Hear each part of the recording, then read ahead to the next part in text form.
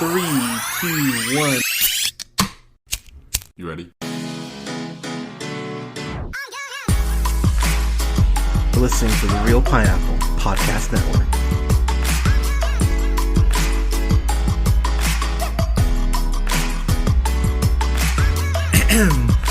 Good evening, everybody. Thank you so much for listening. This is the Real Pineapple. Hope you're all having a great week so far. This is your humble host, Hunter, here. And I'm here with my friend who doesn't believe in upgrading computers. I'm here with Kayla. Kayla, how are you? I feel attacked, honestly. But folks, he has a point. My laptop is from 2010. 11 years without upgrading your You know what? laptop. I made it 11 years through life without a lot of upgrades, as a lot of us have, right? There's a joke in there somewhere. Yeah, but 11 years. So, It's fine. so just to put in perspective, the last time Kayla had a new computer, Iron Man had just come out. Basically, that's where. Just to put in a perspective. turning point for us all, truly. Exactly. But quick story time. We are reviewing something I'll get to here in a second. But Kayla has been incredibly persistent in wanting to review BoJack Horseman for at least a year. And if you've listened to the podcast for any sort of for a decent amount of time, you know we put out a pretty consistent amount of content here. And one thing I just don't do often is review TV shows because they're kind of difficult to review. And so Kayla, being silly, was like, hey, we should review the whole series. I went, that would be at least a 4 or 5 hour recording for absorbing 6 seasons of BoJack at 12 episodes a piece. So we were originally going to do seasons 1 through 3. And as I started going through it, I went, yeah, that's way too much. So what we're going to do, whenever you listen to this, because I'm not even sure when I'm going to post this, but when you hear this, it's going to be seasons 1 and 2, one recording, and then 3 and 4, and then 5 and 6, because just the penultimate episode of the series, we could probably go an hour on just on that episode alone. But who has time for that? That's down the road. So we're talking about seasons 1 and 2 tonight. So the show, of course, created and executive produced, writes it too, right? Raphael Bob, is that thanks? Thank you. I've seen some interviews with him. He's an incredibly witty guy, so that was actually, I mean, clearly he's writing this fucking show. Absolutely. But when I first met Kayla a few years back, she, like, one of the things I found out she's obsessed with besides sloths is this fucking show. And it's really hard being a critic and having people recommend stuff to you, because you always kind of go in that critic mode of, oh god, are they just telling me this because they want me to review it, or are they telling me this because they're actually passionate about it? And to Kayla's credit, she'd always be referencing the fucking show, and I was like, wait, what are you referencing? And she'd be like, oh, BoJack. And I just got to a point I got sick of not being able to get the references that she was talking about. So just one night I got really high and I just sat in my room. I went, all right, I'm going to start this. And the show, season 1, really just kind of hits you in the balls, like, second episode in, which I went, oh, all right, this is how it's going to be. And I'll be honest, it's really impressive that it goes as many places as it goes, even so early on.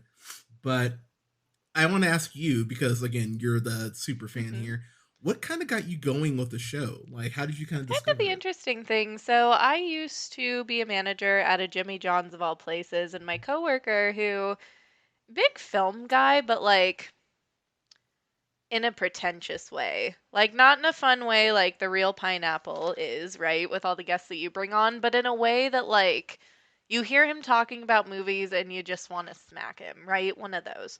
We all know that person. So he's talking to me about it, and he's like, you need to watch BoJack on Netflix.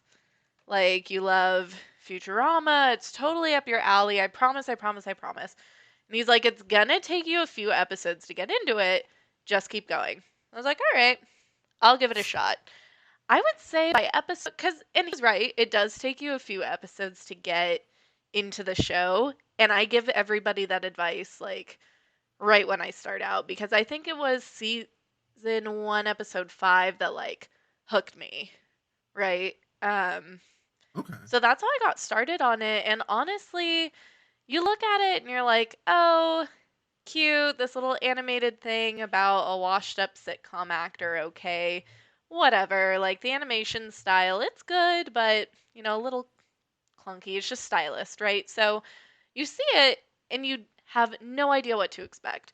But here's the thing to me, this show is the best exploration of addiction, existentialism, trauma, Hollywood, how we speak to things and handle things as a nation based on the media, like the best exploration of all of that. Plus, there's animal puns, because duh, it's about a talking horse. So it has a little bit of everything in my book. And that's why I'm so captivated by it, is just how it can go from one place so dark but also so relatable. And that is one interview with Raphael Bob Waxberg that I watched was, they talked to him. They're like, you cover such heavy material. Like, what brought you to that? And one of the biggest things he said was, well, this is why we had to use animation to tell this story.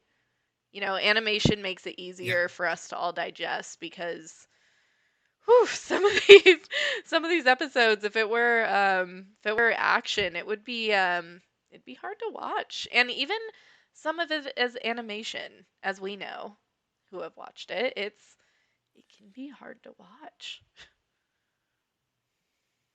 Yeah, the thing about the show in particular is that the media, like, when you attack some of the topics that the show attacks, and we'll get into that.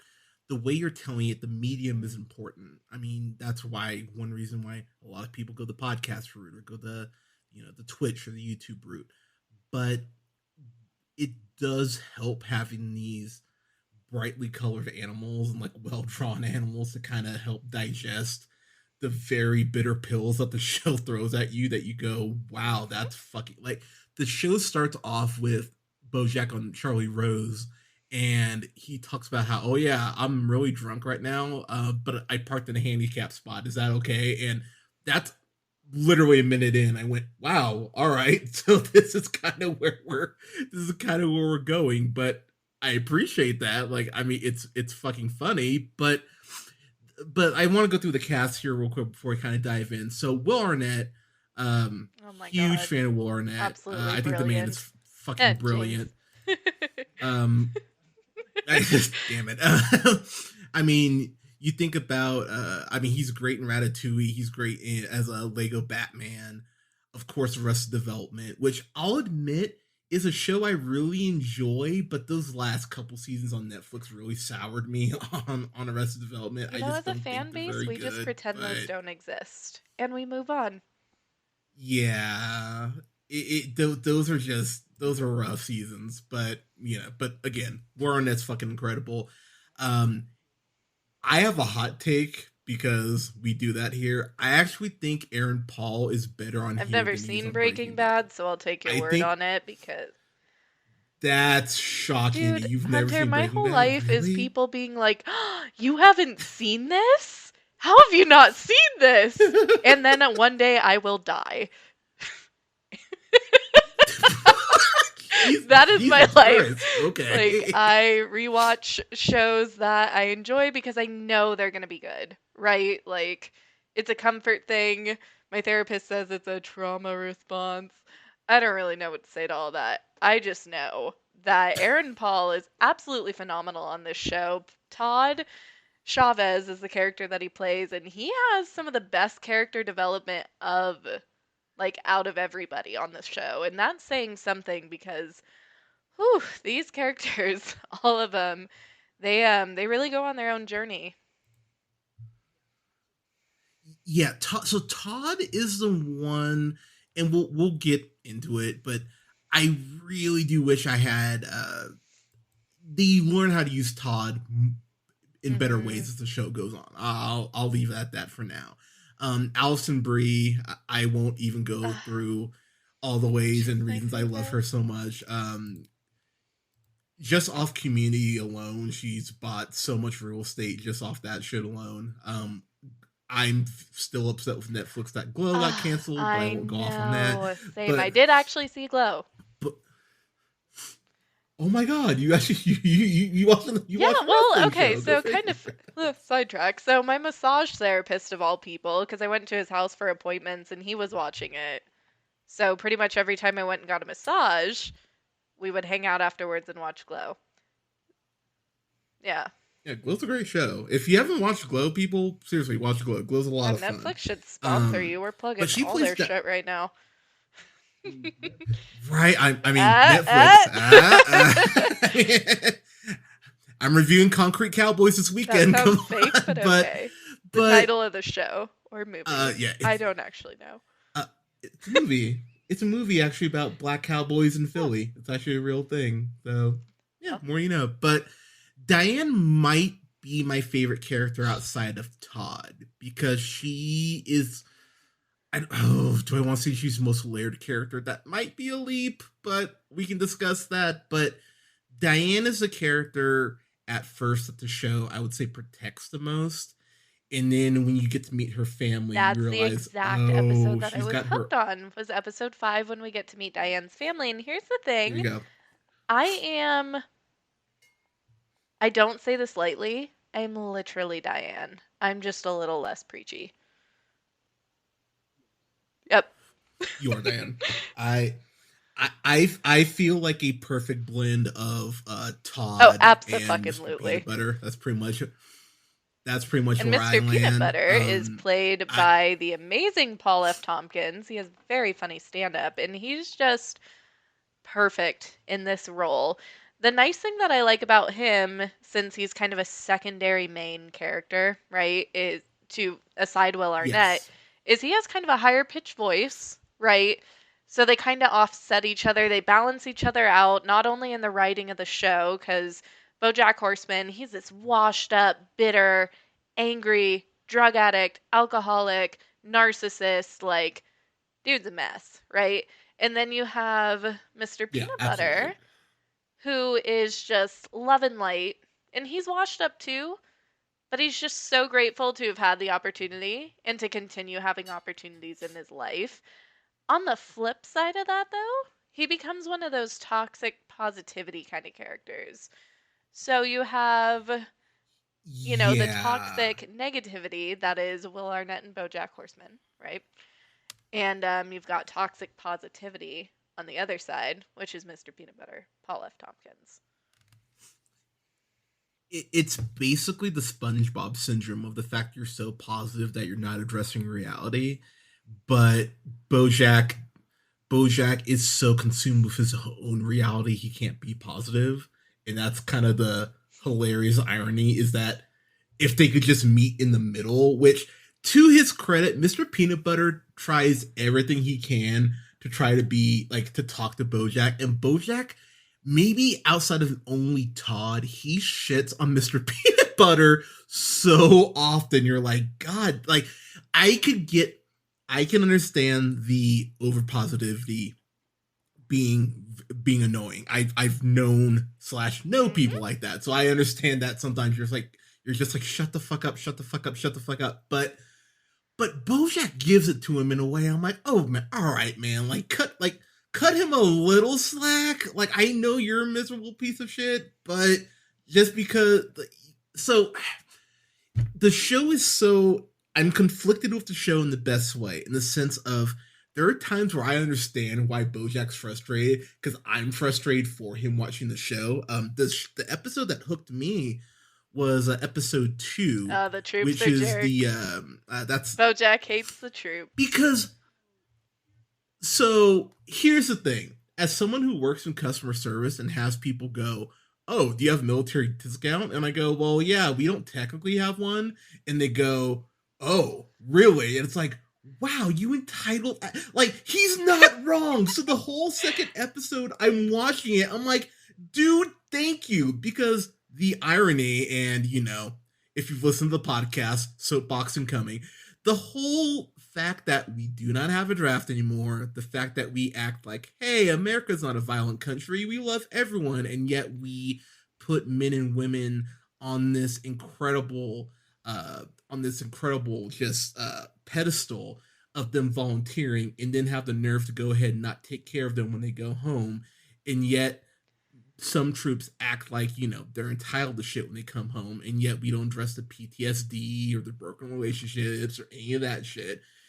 When BoJack goes off about that in episode 2, I went, yeah, you're 1,000% correct. And I'm just gonna like I said, we're just gonna jump in because there's so much to fucking cover, but he runs into this literal Neil Navy McBeal, SEAL, the which Navy we SEAL, talked voiced about. by Patton Oswalt. And can I just say, Oh my I love god, I Patton love Oswalt so him. much. He does He's so great in this show.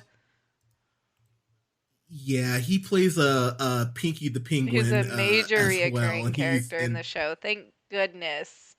Because I need more Patton Oswalt in Yeah, the show. Like, if he had just been Neil McBeal, the Navy SEAL, and that was it, devastating, right? Like, thank goodness we get him reoccurring throughout the entire series. Yeah. Which again is a very good get for them, and I'm very happy they were able to make that work. But Patton Oswalt, in my opinion, top 5 stand-ups of all time. I think Oswalt's a genuine genius. That's a guy I would love to just talk to for 20 minutes. A great oh my god, he slaps on Twitter, like, oof. if you're on Twitter, watching him just take down Ted Cruz over and over is one of my favorite things from this year. Like...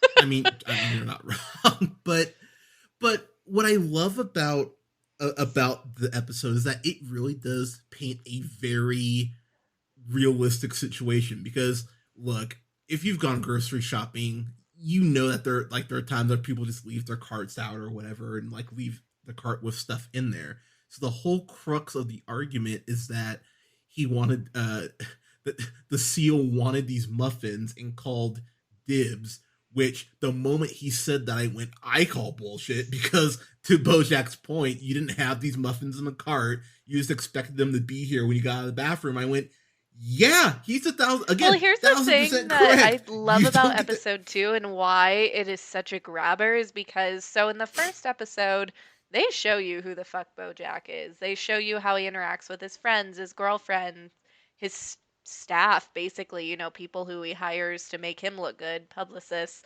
things like that. They show you and you're like, oh, this guy is a fucking asshole. And so in episode 2, where they show you this scenario that we can all relate to, and it's like, okay, so yeah, he's an asshole, but like, same, right? Like, it kind of makes you look in the mirror, like, you're like, yeah, okay, I get it. This guy just got back from Afghanistan, and you know what? Yep, he is probably a hero, but like, I don't know. I don't want to get too political and discuss how I feel about the troops. But the point is that they do a really good job of expressing a side of an argument that's a little controversial that we can all agree with and kind of put ourselves in that. And that was necessary because episode 1 is, whew, it's rough, but in a good way. Okay, I'll you don't have to get political. I'll do it. You're volunteering. There's no draft. Sorry, like if you're gonna come back. Okay, well then let me just say a quick thing. So here's the deal: America is never gonna have socialized medicine or government subsidized healthcare because that is reserved for people who are willing to fucking die for it. The military, they get government subsidized housing, healthcare, food allowances, all non-taxable. So basically, America's like, yeah, no, socialism works if you want to die for it. That's the bottom line. So, yeah. Yeah. We'll talk more about that offline. Oh, God, I just sounded so fucking corporate. Can you tell I spend 40 hours a week in a corporate setting? Like, oh, there seems to be a disconnect. We'll talk offline. No, it's Well, it's one of those things. It's funny because I've had friends. I have friends who have served, and one of the big things I always bring up is, how are you treated when you come home? And yeah, we can wave and high five them, when they walk through an airport. But I'm sorry, are we actually doing anything for the troops to address again No. PTSD when they come home with the shit that they have to deal with? No. We And make it no, impossible. They have to and fight to get their disability compensation that they so rightly deserve. They have to fight for that for months, months on end. They can get a it, VA loan, kind yeah, of. I work with VA mortgages. That's the only reason why I bring that up. It's like they make it impossible. And at that point, they're so fucking just exhausted. Like, I don't blame them. It should not be that hard for them to get access to the care and the benefits they deserve. But again, unless you're active duty, unless you're constantly putting your life on the line, who cares about healthcare? Like, you've served your purpose, yeah. you've been And I was just discharged, you can go fuck off, is basically how our government treats them. It's disgusting. And I'd just like to point out real quick, the opioid crisis is a thing for a reason. Yeah. And I'll just, and Have you I'll just tried leave that existing there. recently? But Like, the pain pills are whole, great. Great for that. yeah, yeah, COVID's been rough. I understand it's been rough on everyone, but like the show, like I said, the fact that it addresses that episode 2, I went, okay, that's Oh my God, and let's really talk about the gutsy. Like media I have, response to that. So, in conjunction with all the controversy surrounding BoJack basically saying he's like, most of the troops are probably jerks. Just because you give a jerk a gun, it doesn't make him a hero. The media takes that, which is a, which we get it. Yeah, like I yeah, can see that. So that line. the Mhm. media spins it, and there's this 24-hour news coverage bashing BoJack. Where is BoJack? Why can't we get BoJack to comment? Meanwhile, they do a cutaway to another news anchor, and she's like, Congress is about to vote on an education bill that would drastically cut. And the main news anchor, he's like, oh, I'm so sorry to cut you off, but it looks like BoJack is coming out of his Yep. house. And that just speaks volumes to what we look at as a country when we're talking about our news, because no one actually wants to know what's really going on. They want to look at this guy who Yeah. supposedly hates America, hates the troops, and they're like, that's an insult to American democracy. It's like, really? You don't think the media failing to report on important issues going on in Capitol Hill and what our representatives are voting on? That's not a failure to American democracy, but that's another soapbox for another time. Well, the other thing is too, like the news cycle was never meant to run 24 hours as well, which is clear because we have built up this sensationalistic. Um, I I I will refrain from going off on Fox News for once on the But podcast, I'm gonna say this about Fox but News on this podcast. but I will say I've watched that premiere of Gutfeld, that new quote comedy unquote show, and I put comedy in very big quotes. And yeah, like there's no news organization that uses sensationalism and images and like black people come for your guns more than Fox News does. So to your point, when they do that cutaway, I went, oh, that's really fucking accurate, and what a fucking if you need genuine proof of how the news cycle is, just look at how different news organizations covered the Capitol riots. The Capitol You can see riots how are BBC the covered most, it. I mean, shit, COVID, the entire thing. The trans bill in Yeah, Arkansas. I I mean, mean, we could go on and yeah, on that's a about whole different yeah, media coverage, but the best part about it is how BoJack represents it. Bec- because he's oh, right entirely. though. Like he's like BoJack's a dick, and again, the show never makes you unclear on where it stands on BoJack. Even when BoJack is right, he's still an asshole about it. And as someone who has been accused quite often at points of doing that, listen to my Justice League review. Shameless self-plug.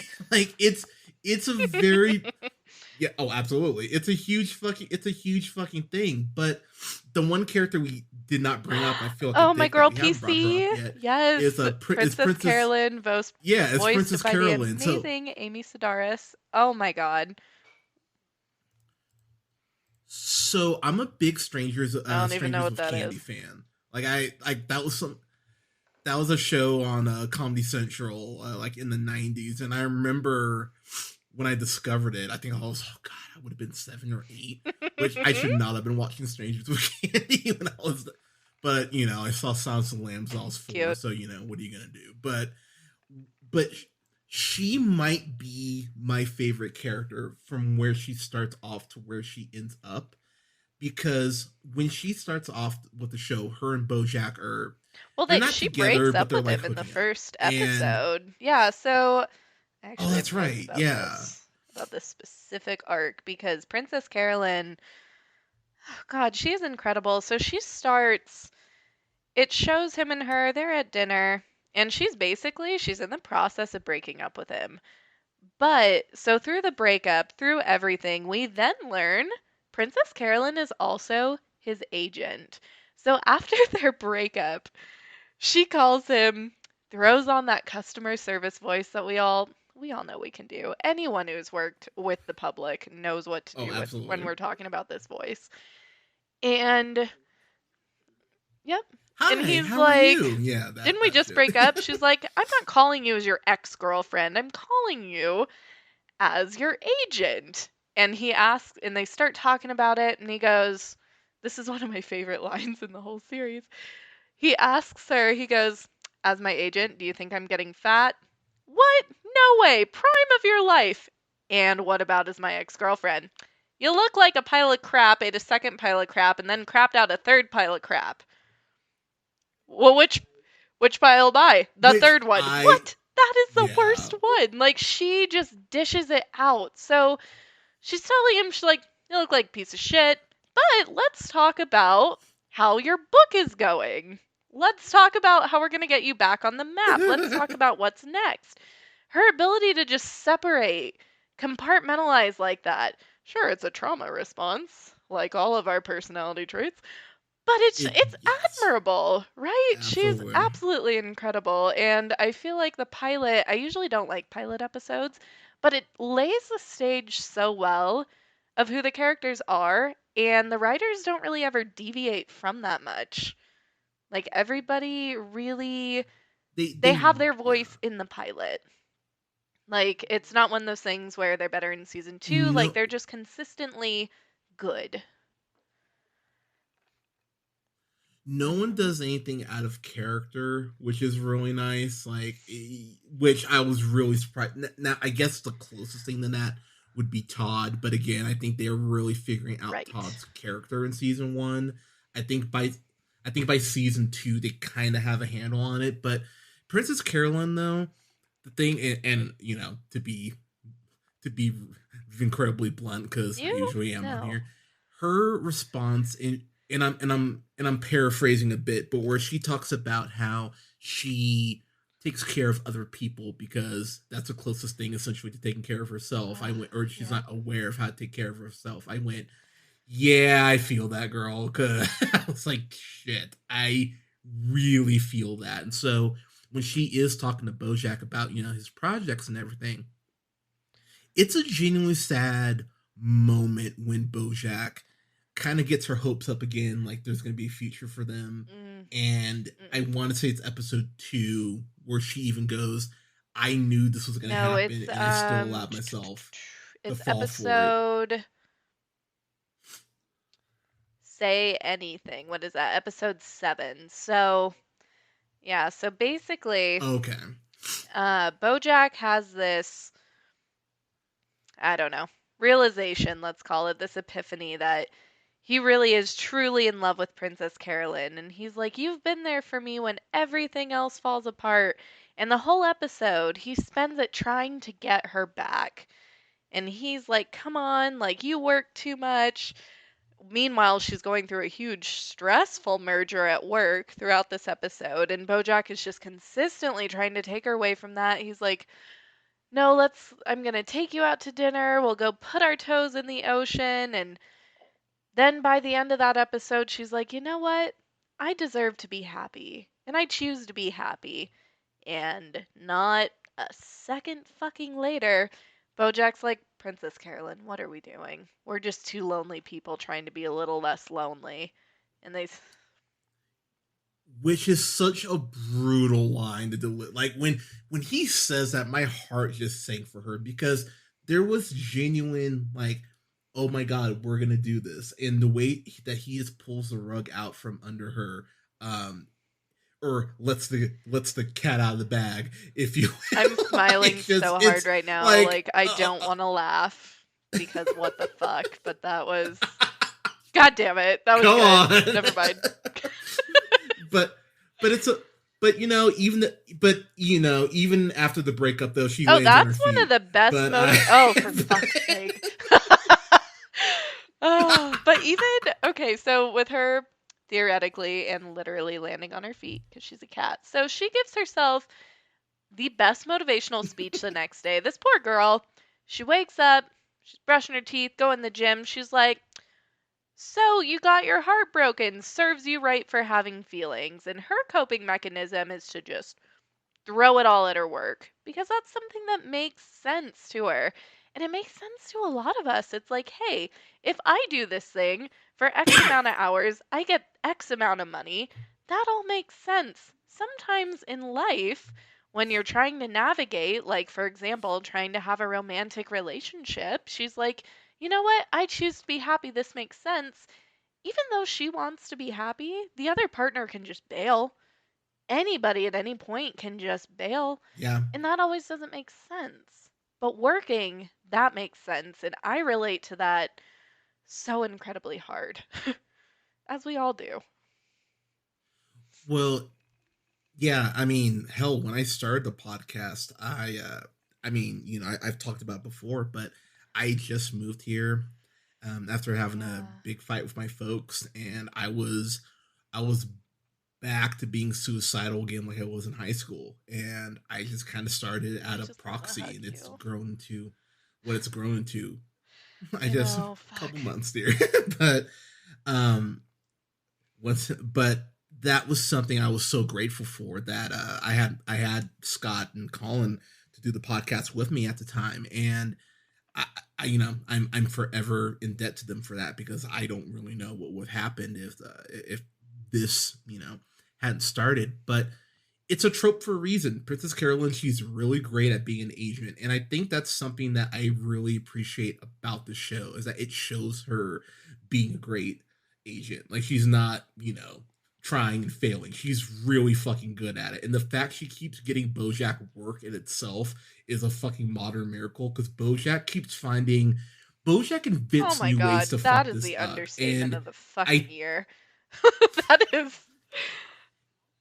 and just and I'll tell you, as a dude, there are just these points where I'm like a black person in a Tyler Perry movie, where I'm just yelling at the screen, where I'm like, stop fucking up, you asshole. Like, he's going through so many hoops to make this work for you, and he's so unappreciative. And to go back to BoJack here just for a second, I for me, that was the thing, in the best way, that was driving me nuts, because every time you think BoJack has turned a corner, it's almost like he's afraid of what is around the corner as far as something positive. And then he goes, well, we can't have that.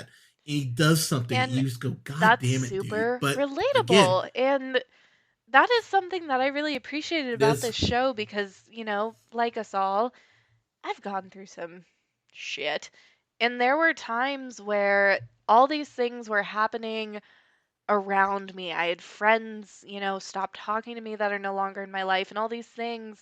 And I couldn't even wrap my brain around it. I was like, what the fuck is going on? And I took on a BoJack complex. It was a blaming everybody else. It was they just don't fucking understand. They this, they that. And then it's like, well, what's the common denominator here? Right? Like, it takes fucking guts to Yeah. admit you're the fucked up one in your own scenario. And I don't blame Bojack for not being able to do that. And even though he can do that in a self loathing kind of a way when he's drunk, It's when all these good things are coming around the corner to him that require you to say and release these patterns and these behaviors to be able to take in the good. He's never fucking ready to do that. Even at the series, the very ending of the series, he's only kind of willing to do that. He never fully admits that. And that was one thing I Yeah. was really grateful of the show because, I was going to therapy and stuff and like listening to what my therapist said, watching this show, I'm like, oh, that's what that looks like. Like, I've been a fucking BoJack. I've been a Princess Carolyn, I'm always Diane. But that's just the beauty of the show is that they make the characters incredibly relatable, even in the ugliest of times where we don't want to admit it. Yeah, it's so there is so another character I want to bring Oh up my god. Yeah, is let's Sarah talk about Lynn, episode 3, shall we? and so okay, so Horsing Around is the show. Sorry, I love that title so much. Like, so Netflix, I know you can't bring back the show because where the show But ends, I wouldn't want them to bring back the show. yeah, They could do more. let's They could do more episodes. horsing around Absolutely. like specials. Because they have the one, right? Like the Christmas or two, I No, think. it's It's like just the the Christmas special, and intro. then I think there's one other one. 3 little orphans, 1, 2, Oh, is it just the 3, intro? without a home or a family tree. Oh I my know. gosh, you were not seeing the Well, first of all, I was. Second of all, I don't know all of the words. I know you were. But yeah, so Horsing Around, that's the sitcom in the BoJack universe that gave BoJack, this was his rise to fame. Like, this is basically that universe's version of Full House, right? So he's like a way more fucked Yeah. up Bob Saget.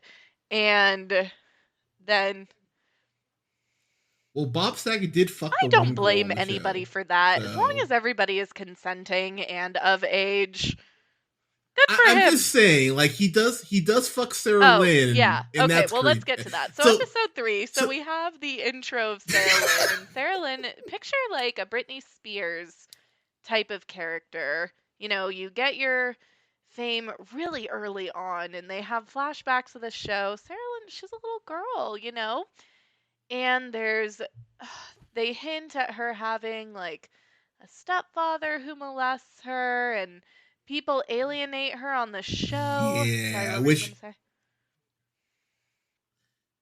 I was just saying I didn't catch the Oh, stepdad you thing did it. first I caught watch that shit right through. away.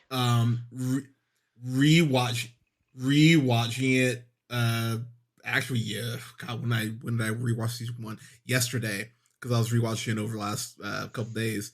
Rewatching now, I was like, oh fuck, You because didn't it's catch something I just wow. did not I don't know catch if the I'm more first time. sensitive to it having gone through whatever I've gone through myself, but yeah, so this poor girl, she just gets she's going through it. And so episode 3 where they introduce her, She they is. show her stardom kind of through the years. So they start off with her being like barely 19, landing a major record label, and they're like, "Well, what do you say to your fans now?" She's like, "I just want people to know that I'm not that little girl anymore. I have sex and I do sexy things and I'm going to be sexy forever." Like, that's almost a verbatim quote, right? So, and then once You're she very turns close. 30, the media, they bring in a new young sexy pop star and they're like, "I love Sarah Lynn. She inspired my music, but she's turning 30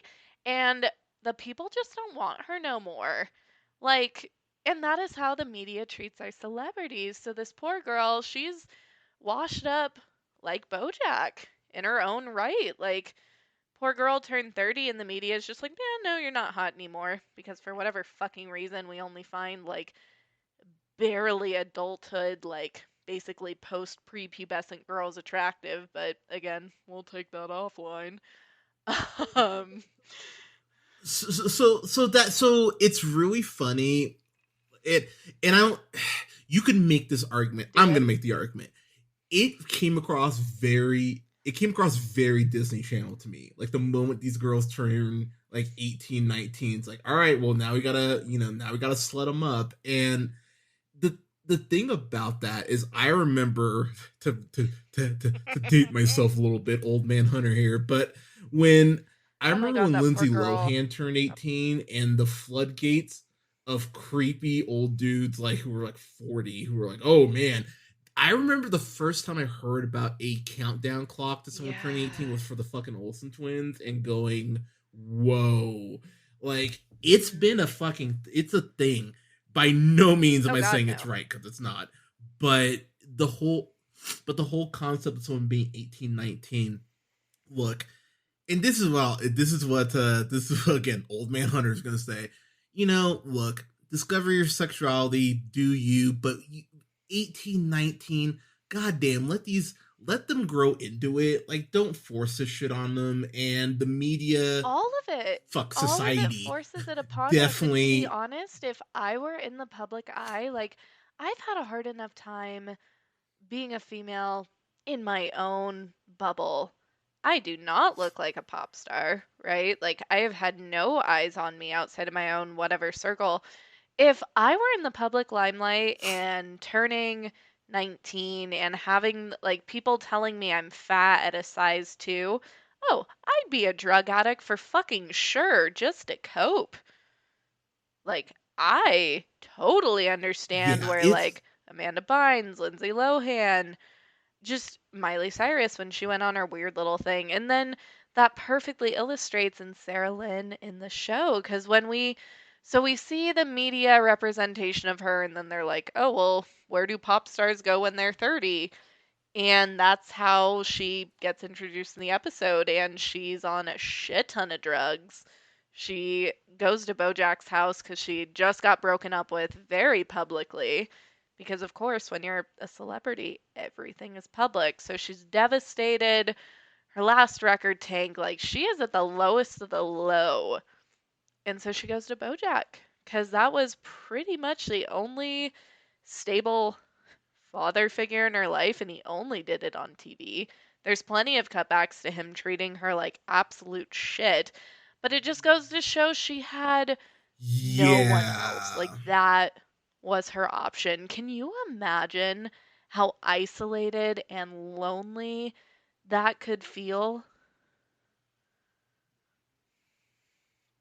Yeah, I mean, you think about it's funny while I was thinking Disney kids, I was definitely thinking Drew Barrymore too. When you think about what BoJack's the she had to reason go she went to through, rehab, like is a as a running young, joke in this episode. yeah, yeah, which while hilarious, if you take even an eighth of a step back, it's like, oh, that's fucking disturbing that this man that she reached out to for help took advantage of her in that sense, which is something that they get into in the season 2, which again we'll get there in a second. But the thing that for me, as far as you're talking about the ways that you treat her like shit, I go back to that one scene where he goes, and I'm paraphrasing, but he goes, your audience is always there for you. If you treat them right, they'll always treat you right, and nothing Oh, else yeah. matters. I'm sitting there watching, I'm going, God, I'm like, God damn, dude, this girl is, Oh, I she's think she's eight or little. nine at the She's time. little, I'm like, little. what are you? I'm like, what are? I'm like, what are you doing? And then the light, and then the applause sign comes on to film, and you just see how much as a kid that fucking shook her, and you go, fuck, like it's so heartbreaking because again, not advice she asked for Nope. at all, and he just drops this incredible mountain of information that you cannot put on a kid Well, that that's young, what because how was the was fuck are put they on supposed to him, and process again, we that? learn that And, later. But one thing, okay, so in all of this heavy shit, right, that we're talking about in episode 3, we go back to the reason that it's animated because there's paparazzi that's swarming BoJack's house. They're birds. And so they're like, "Hey oh, BoJack, so what are you good. doing, Sarah Lynn? What are you doing, Sarah Lynn?" And then one of them, I don't know if you caught this, Hunter, one of them goes, "Why didn't you refill the bird feeder?" Well, he Like, well, he the Yeah, well, the follow up line in episode 3 is who's a Yup. bird got a blow to get some seed around here, and his friend goes, "Ah, good one." I was like, "Oh, that's Right? fucking And then clever, they're well talking played, about, so show." there's But Andrew Garfield is Sarah Lynn's celebrity ex-boyfriend, and she's, yeah. who actually voiced Oh my God, himself, they have which so makes me many good guest stars incredibly in this happy that he did show. But that. Sarah Lynn is talking to Todd, and she's like, "Oh my God, Andrew hates Mondays. Garfield Mondays." And then later there's a cutaway to like how he Yeah, loves lasagna. And so Todd's like the only one pinning this together. He's like, wait. Andrew Garfield hates Mondays and loves lasagna. and And loves then he lasagna. says one of my favorite lines in this episode. He goes, "I'm done being the voice of reason. I'm taking an angry nap." And like right there, he is so my spirit animal. We're just like, fuck this, fuck you. I am going to sleep. So the thing I love about Todd, really, just overall on the show, especially in like season 5 and 6, where you discover more about his Oh personal my life, which gosh, I yeah. think is so We'll get fucking there. well done. Um, a little a little tease, if you will. But what I what I love about Todd is that he is just this almost Wizard of Oz type. He's so whimsical, but it works because BoJack is such a piece of shit, and he's so depressed, and yet Todd represents this positivity. Because I'll be real, if BoJack didn't have Todd around, he probably would have Mm-mm. put a gun in his mouth. Like as much shit as he gives Todd, Todd serves that incredible function. It's kind of, and stick with me here, everyone. It's similar in a sense to how Batman needs Robin. Like, he kind of needs that mirror to be like, look, dude, you're kind of a piece of shit. You need to chill. In Which episode, one? oh, I want to say it's episode 2, I I bet I could tell you which think. one it was. Actually, fuck, maybe it's episode 3. But BoJack does something with Todd where Todd starts Oh, this that's rock opera, episode. which is, No, it's I can't remember if it's later. 2 or 3. I think it's 3. Yeah. So let's see. Is it? Hold up. Where's. Either way, I'll find it. But it's one of those things. It's early on, and it just genuinely shows. It's episode 4. It's episode 4. Oh, Zoe's and Zelda's. BoJack is such a genuine piece of shit. BoJack is so fucking evil, and I'll be honest, it actually almost made me stop watching the show because it's this thing that's so calculated and so vindictive. I went, Well, that was the wow, first time that I fuck really you, felt like I dude, could because hate this man. So the rest of the time, they kind of go back and forth, like, oh, this guy has yes, substance abuse issues. Oh, this guy is an ego. This guy is, he's wrapped up in himself, whatever. But to your point, so in episode 4, Todd finally starts to apply himself. This is a young man who spent the last 4 or 5 years living on BoJack's couch, rent free, and BoJack keeps him around because he feels good about himself by helping out Todd. That is the only reason Todd gets to stay around rent free in BoJack's house, is because it. yep. Yup. Which And Diane calls so him out on, by the way. Todd starts to become successful. He writes a rock opera. He gets picked up by a music producer. He has a real shot, but he opens up to BoJack about why his life fell apart, and it was due to a video game addiction.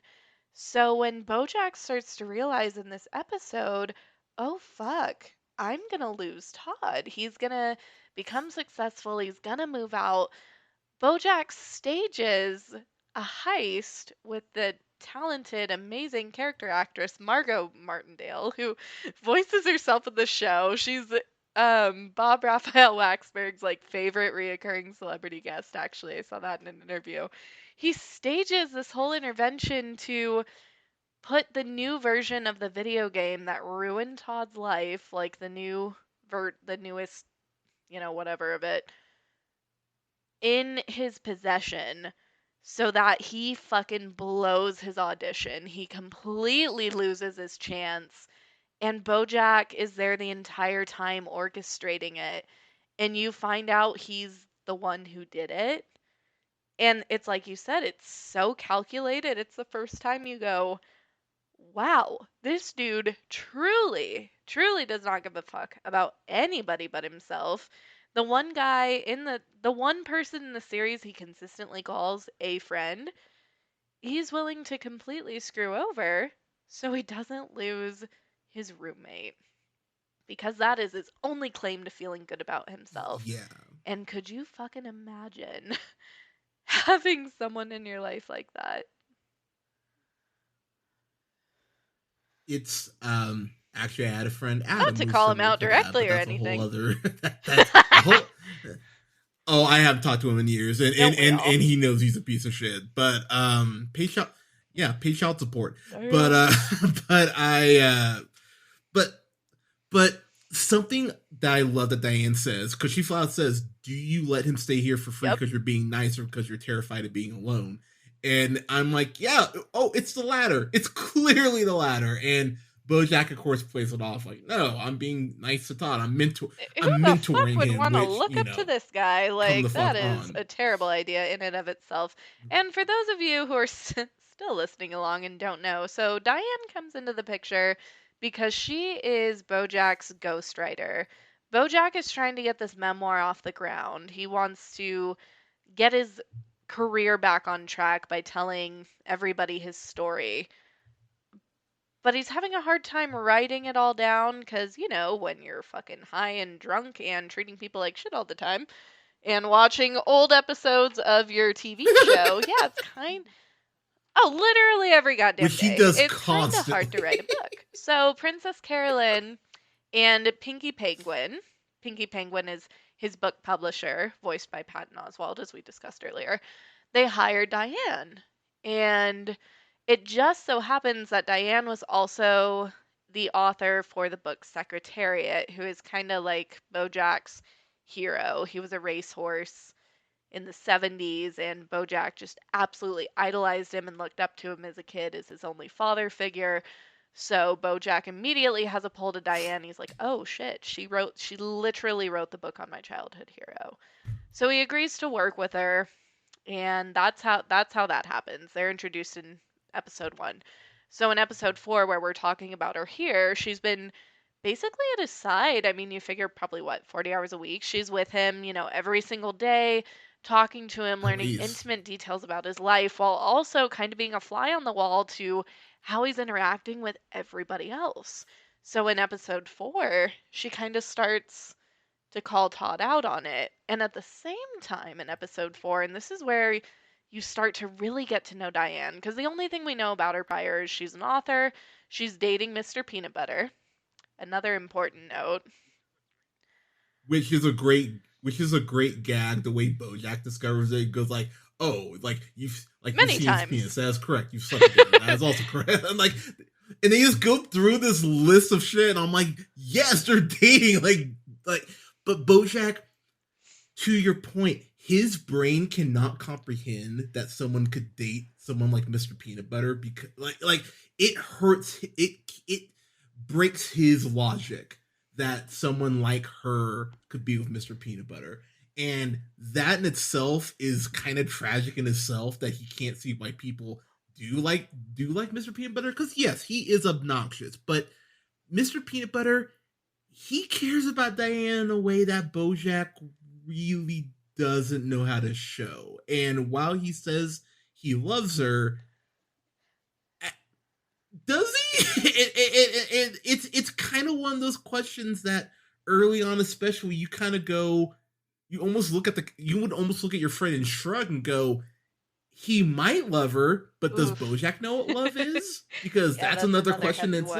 itself. Which is a running theme throughout the show, which we'll be able to tackle later. But the funny thing about episode 4, so that's Diane, she's been like a nice anecdotal fly on the wall. She, brings up a few good points about BoJack, kind of being like, hey, shouldn't you perceive it this way? Or have you ever thought about it like this? Like, kind of giving him some perspective. And then in episode 4, Diane's ex boyfriend comes around and says he's writing an article for BuzzFeed about famous child actors from the 90s. So something important about Mr. Peanut Butter, he also had a famous TV show in the 90s, and it was a total ripoff of BoJack's show. Who's that Mr. dog? Peanut Mr. Butter's house. Peanut Butter. Yes, that was your like. Okay, so I will say that theme song slaps. I will say, like I was humming that earlier. I was like, God damn it! I can't stop Anyway, singing so yeah, great show. Great fucking show. So basically, Mr. Peanut Butter, in addition to being BoJack's like frenemy, he's also career-wise been behind him kind of every step of the way, always rising to fame, what have you. So now he's dating Diane, who Mr. or I can talk. BoJack is thanks. You got BoJack it. has his eyes set on, right? So Episode 4, Diane's ex-boyfriend, Wayne, he comes around to write an article for BuzzFeed about famous child actors in the 90s. So he's writing one about Mr. Peanut Butter. And throughout the episode, they keep hinting, they're like, and Mr. Peanut Butter even says at one point, he goes, "Wow, you two are perfect for each other. Why did you ever break up?" And Wade the whole time is so clearly trying to get back with Diane.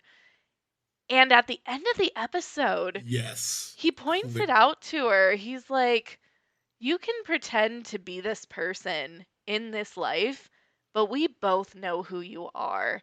And for us as the viewers, we're watching this and we're like, what the fuck is he talking about? Like, Diane's just this happy-go-lucky. She's an Yeah. author. She's a great person. And it's the perfect transition into the episode that personally hooked me, Live Fast, Diane Nguyen, where we actually get to meet her family and see what the fuck her ex-boyfriend meant by that. So, Hunter, take us away into that cut and tell me what you thought. So that's such a hard Aren't episode they to fucking watch all, because Hunter? the thing is, I mean, you're not wrong. But actually, there's one episode in season 2 that is one of my favorite episodes to this day. But we'll get there. But yeah, they go on this this business trip, and Diane's family fucking sucks. Yep. Like, just call it what it is. They're fucking terrible. And Diane is supposed to be the adult. She's clearly been the adult in the family for a while. And the fact that her mom and her dad are both terrible parents, she has 2 siblings who are also pieces of shit. And Diane is supposed to basically Diane's supposed to be a functioning human being and deal with their bullshit and not snap, which the more the episode goes on, you go, oh man, I'll be real, I would have punched my brothers straight in the mouth And if the they were that light shitty. part I was of like, the oh my episode, the light god, this part, is insane. she jokes about her adopted brother. She goes, "Oh, he's the family black sheep." And then you guys, he's literally a black sheep. Like, this fucking show is so funny. If you guys haven't watched it yet, The show does that a fucking up. lot. Fucking up, bed. The show does that a lot. But we need though. that. Like, there's We a lot need of that like comic literal relief, because if it were just these heavy ass subjects, if it were just the existentialism, the addiction, the media, if it were only that, I don't know how many people would fucking watch it. The show does a very good job of giving you just enough levity before it hits you with something heavy again. Like, it's a really beautiful dance that the show is able to strike pretty much for the whole series, because when you go, oh man, that fucking sucks, it gives you a very hard laugh. Something we haven't mentioned yet. The sight gags in here are fucking excellent. And honestly, I know I haven't caught them all. Like, and that's the thing. And that is one thing that another Same. interview I watched with the creator, Bob Raphael Waxberg, is he gave this, the artists enough freedom, to have these side gags, but his only rule is like, hey, don't take away from the main story.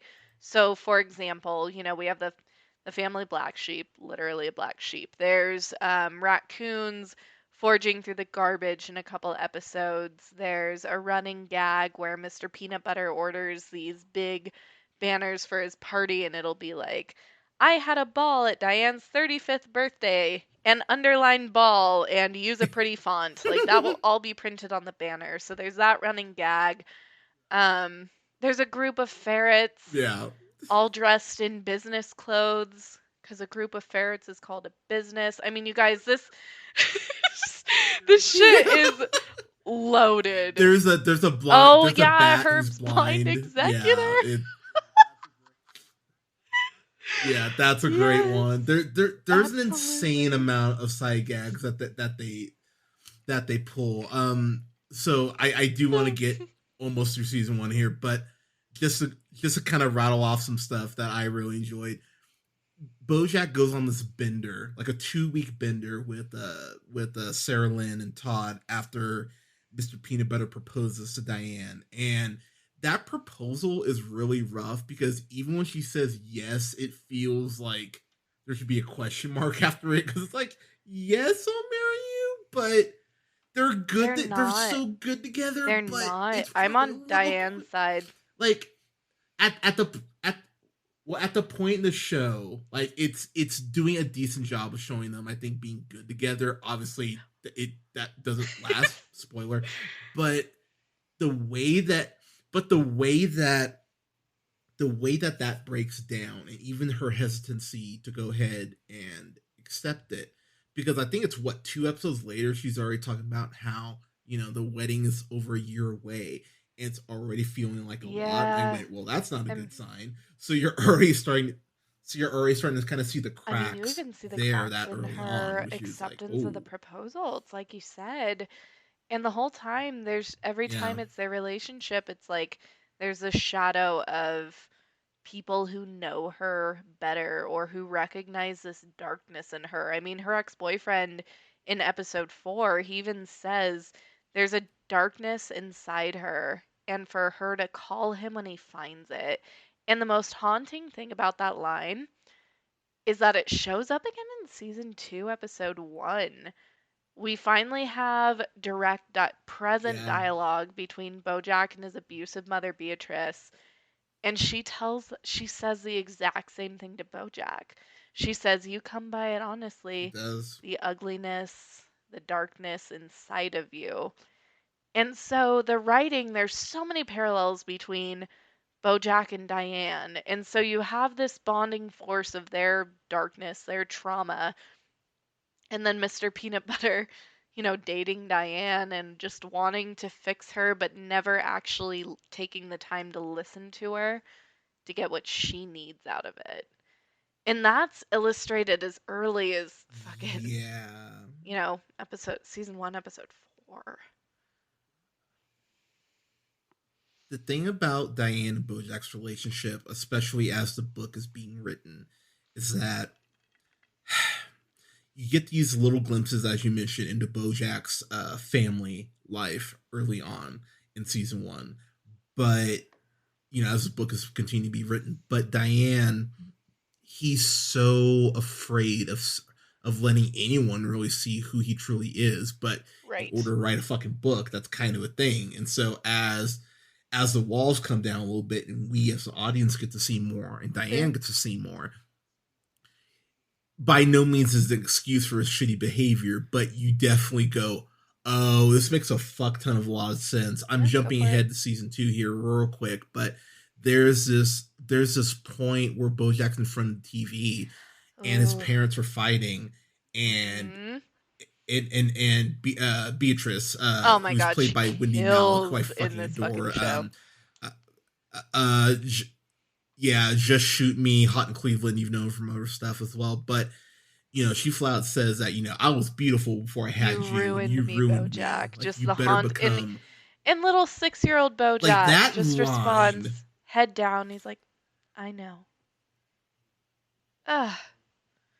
Yeah, and the fact she goes like, you better become something because of what you did. I'm like, God damn! Like hearing that, and I could go through like stuff I unfortunately remember going to school and stuff that I go like every now and then I'll pop up and go, oh, that's unfortunate. But but that line in particular was something that hurt me so bad because no kid should ever fucking hear that, Yeah. let alone from their fucking parent.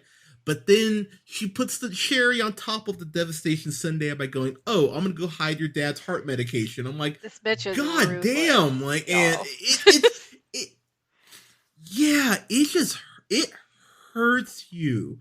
There's a scene later on in season 2 where they're getting brunch and BoJack is screaming, literally screaming for a drink, and oh Yeah. brother, I feel that sometimes, man. But it's like fuck, like ease up a little bit, but it breaks your heart because again, you see where all this incredible hesitance to speak about his childhood. You go, oh yeah, that makes sense. But all right, I'm gonna throw it back to you here in a second, but I'm just gonna go through a couple more things. One, episode 8 in season Mm-hmm. 1, the telescope. That's one of my Oh favorite my god, yep, we episodes, need to get to flat Herb out of the Pizzazz. series because we meet the guy who created Horsing His Around, his best friend fucking Herb, friend, who voiced by ends up Stanley getting Tucci? cancer. Is that how you pronounce that? Yeah, and yeah, Stanley Tucci is just fucking delightful, and their friendship. This is kind of when I went, oh, this is when BoJack Horseman. When BoJack really started, right? When BoJack really started becoming a piece of shit because there's this point where Herb is kind of in this fight with the network, and he goes up to BoJack and tells him, like, "Look, man, I need you to, have my back on this." And Herb, to his credit, was doing stand up in the '80s. He was killing it. He goes to network, gets Horsing Around to be filmed as a pilot, and he flat out tells them, "If you don't have BoJack on the show as my star, then I'm not doing it." Which, for someone That's who bold. doesn't have a career at that point, really, that's a hell of a yeah, that's a hell of a thing to do for your friend. Mhm. Now, earlier, Herb kisses BoJack, which, I mean, I'm gonna be honest. As someone who's been kissed by a couple guys because they were like, "Oh, I thought you were gay," which is a whole other thing. Like, BoJack freaks out in a way. I just kind of went, "All right, man, it's a kiss. Like, okay, chill on this a little bit." Like, He yeah, recovered not the most pretty quick to comfortable his thing, but credit. And it's one thing, I don't know if you caught this in the rewatch, the first fucking thing that BoJack says to Herb when they meet in a bar at a stand up, Herb comes up to him after BoJack just bombs his set in the 80s, bombs his stand up. Herb comes up to him, he's like, "Hey man, can I buy you a drink?" And BoJack says, "Get cancer, jerkwad." Did you catch that? Yeah, that's the first fucking yeah, thing he I did says to catch him. that. I did catch that. Which, oh, the Irony. irony in that shit. But I love how Herb really goes because it shows that Herb is Yeah, what no BoJack shit. isn't. That he's a great friend, and so when this network exec goes up to BoJack and basically goes, "You're the star. This is not the time for you to put your neck out for your friend." And BoJack just sits there in silence and really takes it. You just go, "Wow, dude, you had a chance." Like, and it's far be it because I think what I'm about to say is a blanket statement. I fully acknowledge that.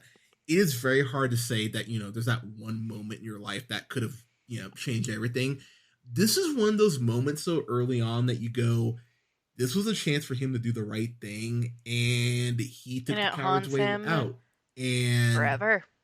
For fucking ever. And for some context, guys, yeah, like, there's a scandal involved with Herb Kazaz later in the show. Like, I don't know, season 6 of Horsing Around. It's a huge success.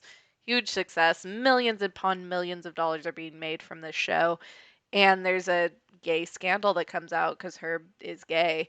And the big network execs, they're like, "Oh, well, we can't have a gay person on the show. God forbid they have fucking rights," right? It's terrible.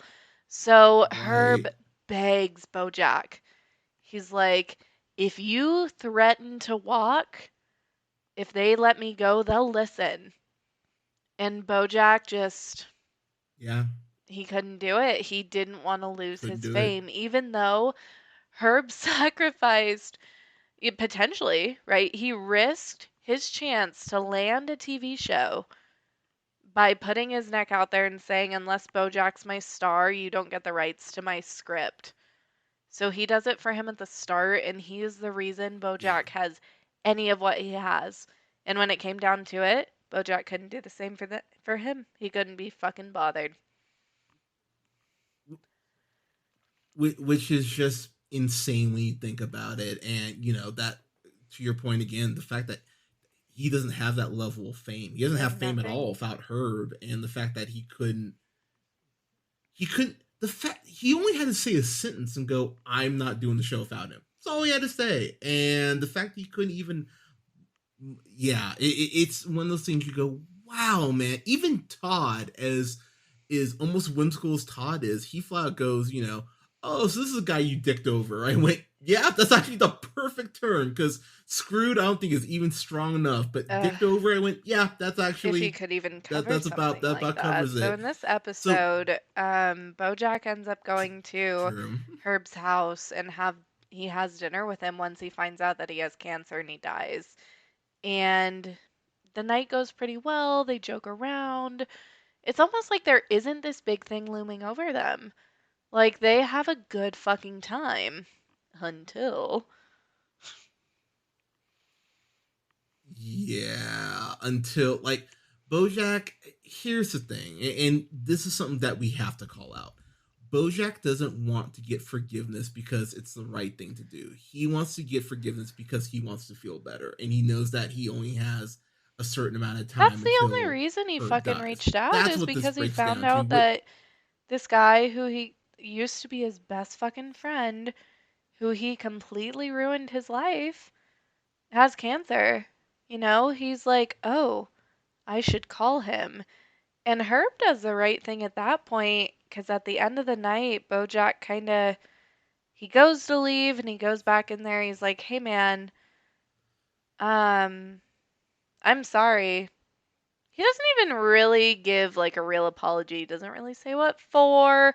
He's just kind of No, he like doesn't. expecting this resolve. And Herb just looks at him and goes, okay, I don't forgive you. Yeah,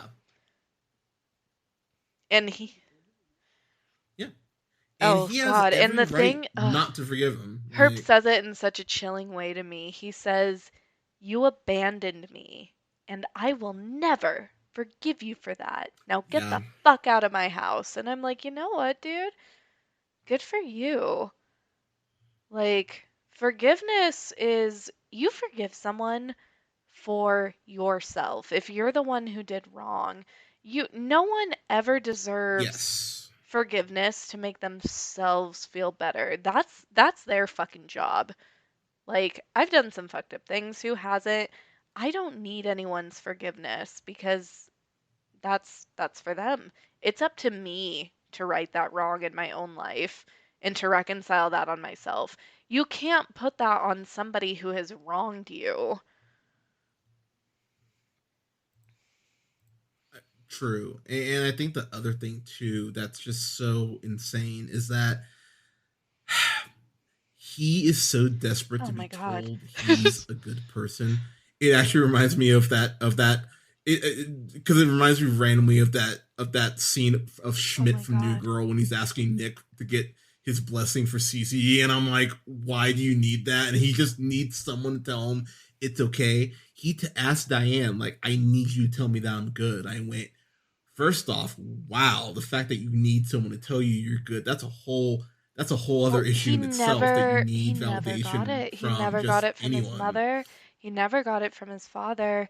He got it from Herb Kazaz, and then he fucked up that relationship. He got it from the adoring public while he was on TV.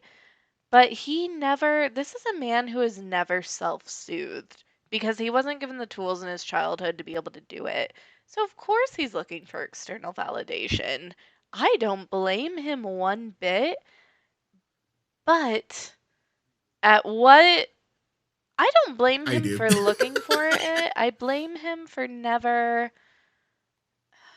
Blame isn't the right word. at a certain point you have to take responsibility for your own behavior. And it's not even necessarily a Exactly. blame thing. It's just something you have to fucking do. And he doesn't. That's the short and sweet of it. Like, spoiler Yeah. alert, he fucking does it. And he the book comes out in season 1 and it's not what he expected. Diane writes, I mean, the title of the book, guys, is One Trick Pony. And it kind of writes, I know, amazing. So good. And So Diane kind of good. says, like, yeah, this guy is a piece of shit. But she paints the picture as to why. She talks about his childhood, she talks about all of his interactions. But because it showed him in an accurate light, you guys, he loses it. Warts and He goes all. on a 2-week bender. He Yeah. threatens to fire her. Like, well, yeah, but it doesn't He work. does fire her.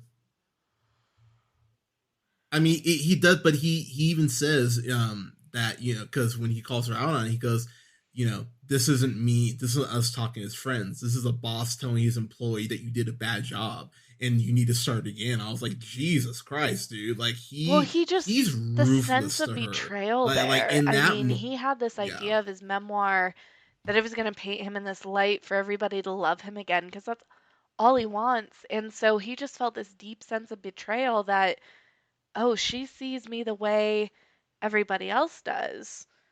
And he loses it. He goes on a bender, a drug bender with Todd and Sarah Lynn, and in this bender episode, we get to see the depths of his subconscious, his regrets, his fears.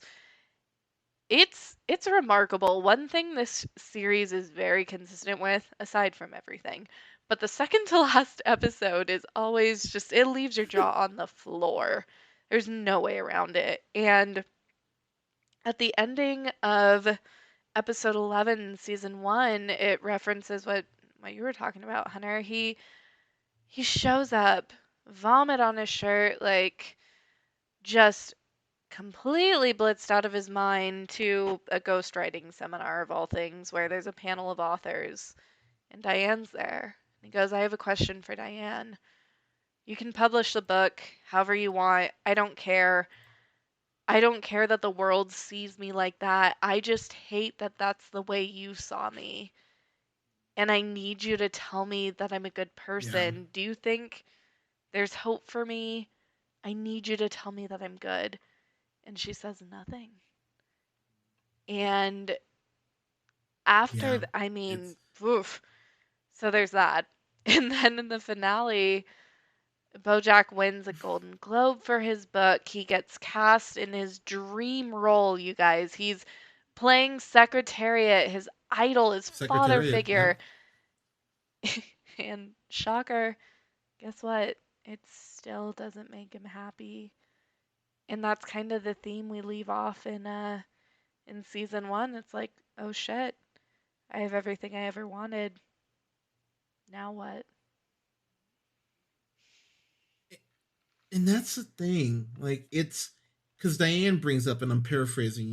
She talks about you sometimes don't get what you want, and you're always chasing it, or you do Yeah, get what you want. You ain't know how that to the truth? handle it, and I mean, that's the question. I mean, do you like? Are you as people? Can we ever truly ever truly be satisfied with what we have? I mean, it's a I think fascinating. you I mean, that's a can, you just whole have other to fucking thing choose that we it. could That's the break weird thing down. is you have to choose Yeah. that what you have is enough. Whether it mean like I mean so many people are happier without social media. It's because they're happier with looking at what they have versus what they have. But look at what this other person has. You have to really isolate yourself to be happy. I think. Yeah, I think that's what. So I think it's a thing of how do I put this? Not just being envious of people, but also Yeah. not wishing ill on people. And what I mean by that is not being jealous of the success of other people. I mean I'm gonna shout him out real quick just because I love the dude, but um I have two A guy friends, named a what? guy named Doggett who I fucking adore, and Nathan. Doggett? Doggett is his name. I Doggett's feel like great. an asshole, Doggett, but like, how yeah, do you spell and that? he runs a podcast. Okay. Doggett. Um, and my friend Nathan over at Mission Impossible. They're both great podcasters. They've been doing their thing, and I think, I mean, fuck, the podcast genre has so many podcasts and everything, but I'm so happy for those guys for continuing to grow their audience. But you don't like, but I mean, I know some people who would definitely just be, who have been assholes about other people's success, which sucks. You should want, people in your life to, continue to grow, evolve, and be the best version of themselves. And some people just Well, aren't it's a built choice. like I mean, that. Some people, altruism is not in human nature. Empathy is not in our nature. That's taught, that's learned, that's felt through experience. I mean, I catch myself, Hunter, so often where I'm jealous. I'm like, "Oh, that skinny bitch," or that whatever. And then the my higher self immediately after that thought, it's like, "What the fuck are you doing?" Like, did that make you feel better? yeah, No, it didn't. Just because someone is at your goal weight or your goal amount of subscribers for your podcast, like, that does not make you less than. That's your interpretation of it. Like, no, everybody is allowed to succeed, but it's the conscious choice of calling yourself out, and that's painful. It is, but it has to be done. And yeah. that's an important key to happiness, I think. Not that I'm like an expert, It but really is. So, all right. but I'm trying. I'm trying, No big okay? deal, humble brag Trying. there. But Woot moving woot. on to season two, because for me, Oh yeah, season two is better than absolutely. season one for me. It's everything that season one is, but it builds upon it. So Which one? season two has one of my favorite episodes, and I know most people are gonna be like, really? That's one of your. It's honestly because of the subplot. So Yesterday Land is a Oh, brilliant episode Todd. because has this.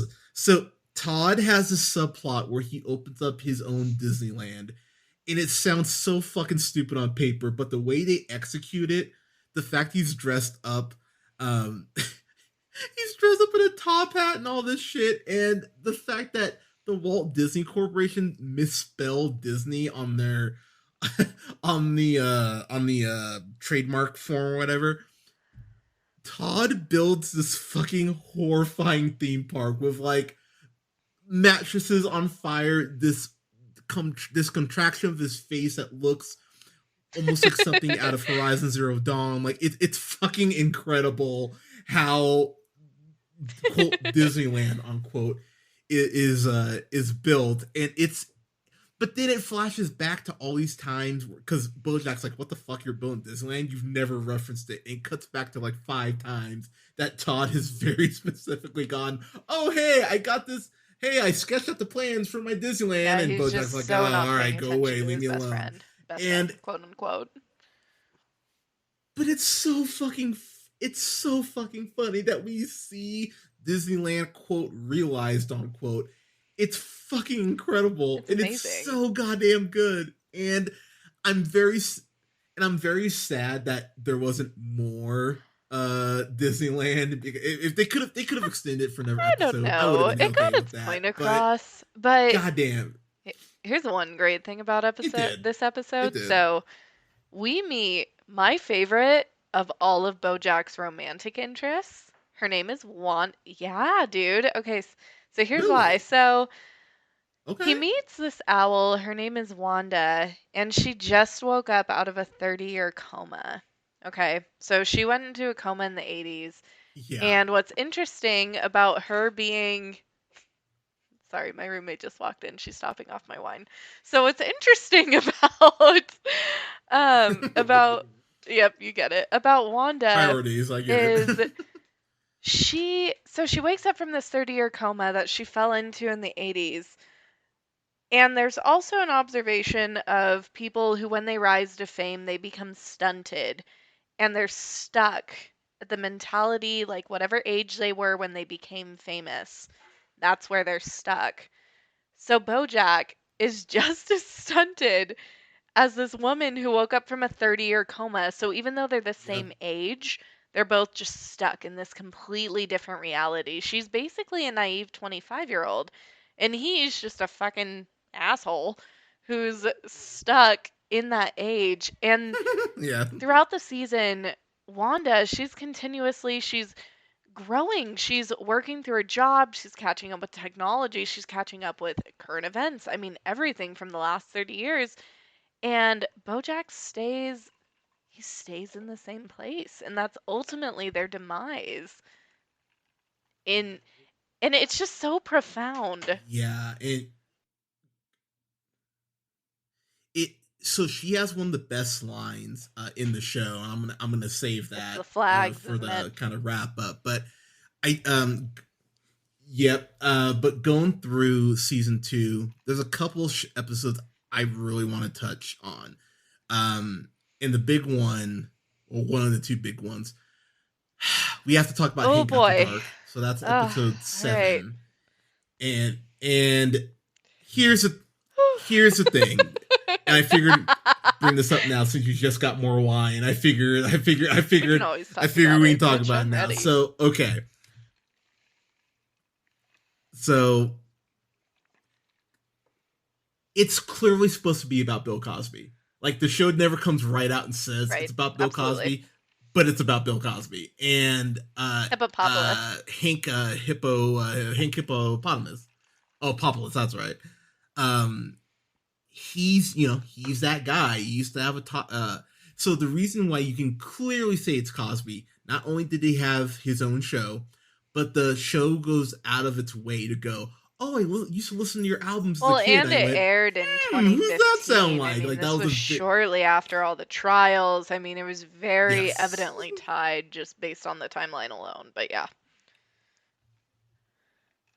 Which the show, you have some that the show's not given enough credit for is Oh how my quickly God. it gets I this know. shit It's out, been like in real consecutive time, year as over far year as since it it. aired. These 6 seasons, really 7 if you count season 6 being split up into 2 parts.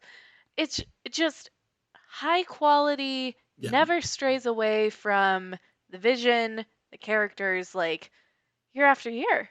They put it out like so quote unquote quickly, yeah, but it doesn't lose its spark. It's just so good. It's just the best thing I've ever yeah. watched. It's it's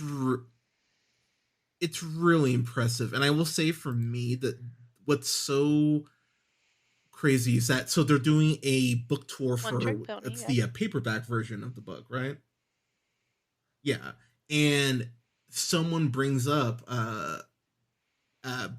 up, and Diane goes off script, quote unquote, and Well, what it she is the is new cycle they, for like the next not to be a 24 hours. stickler, but just stick to the facts.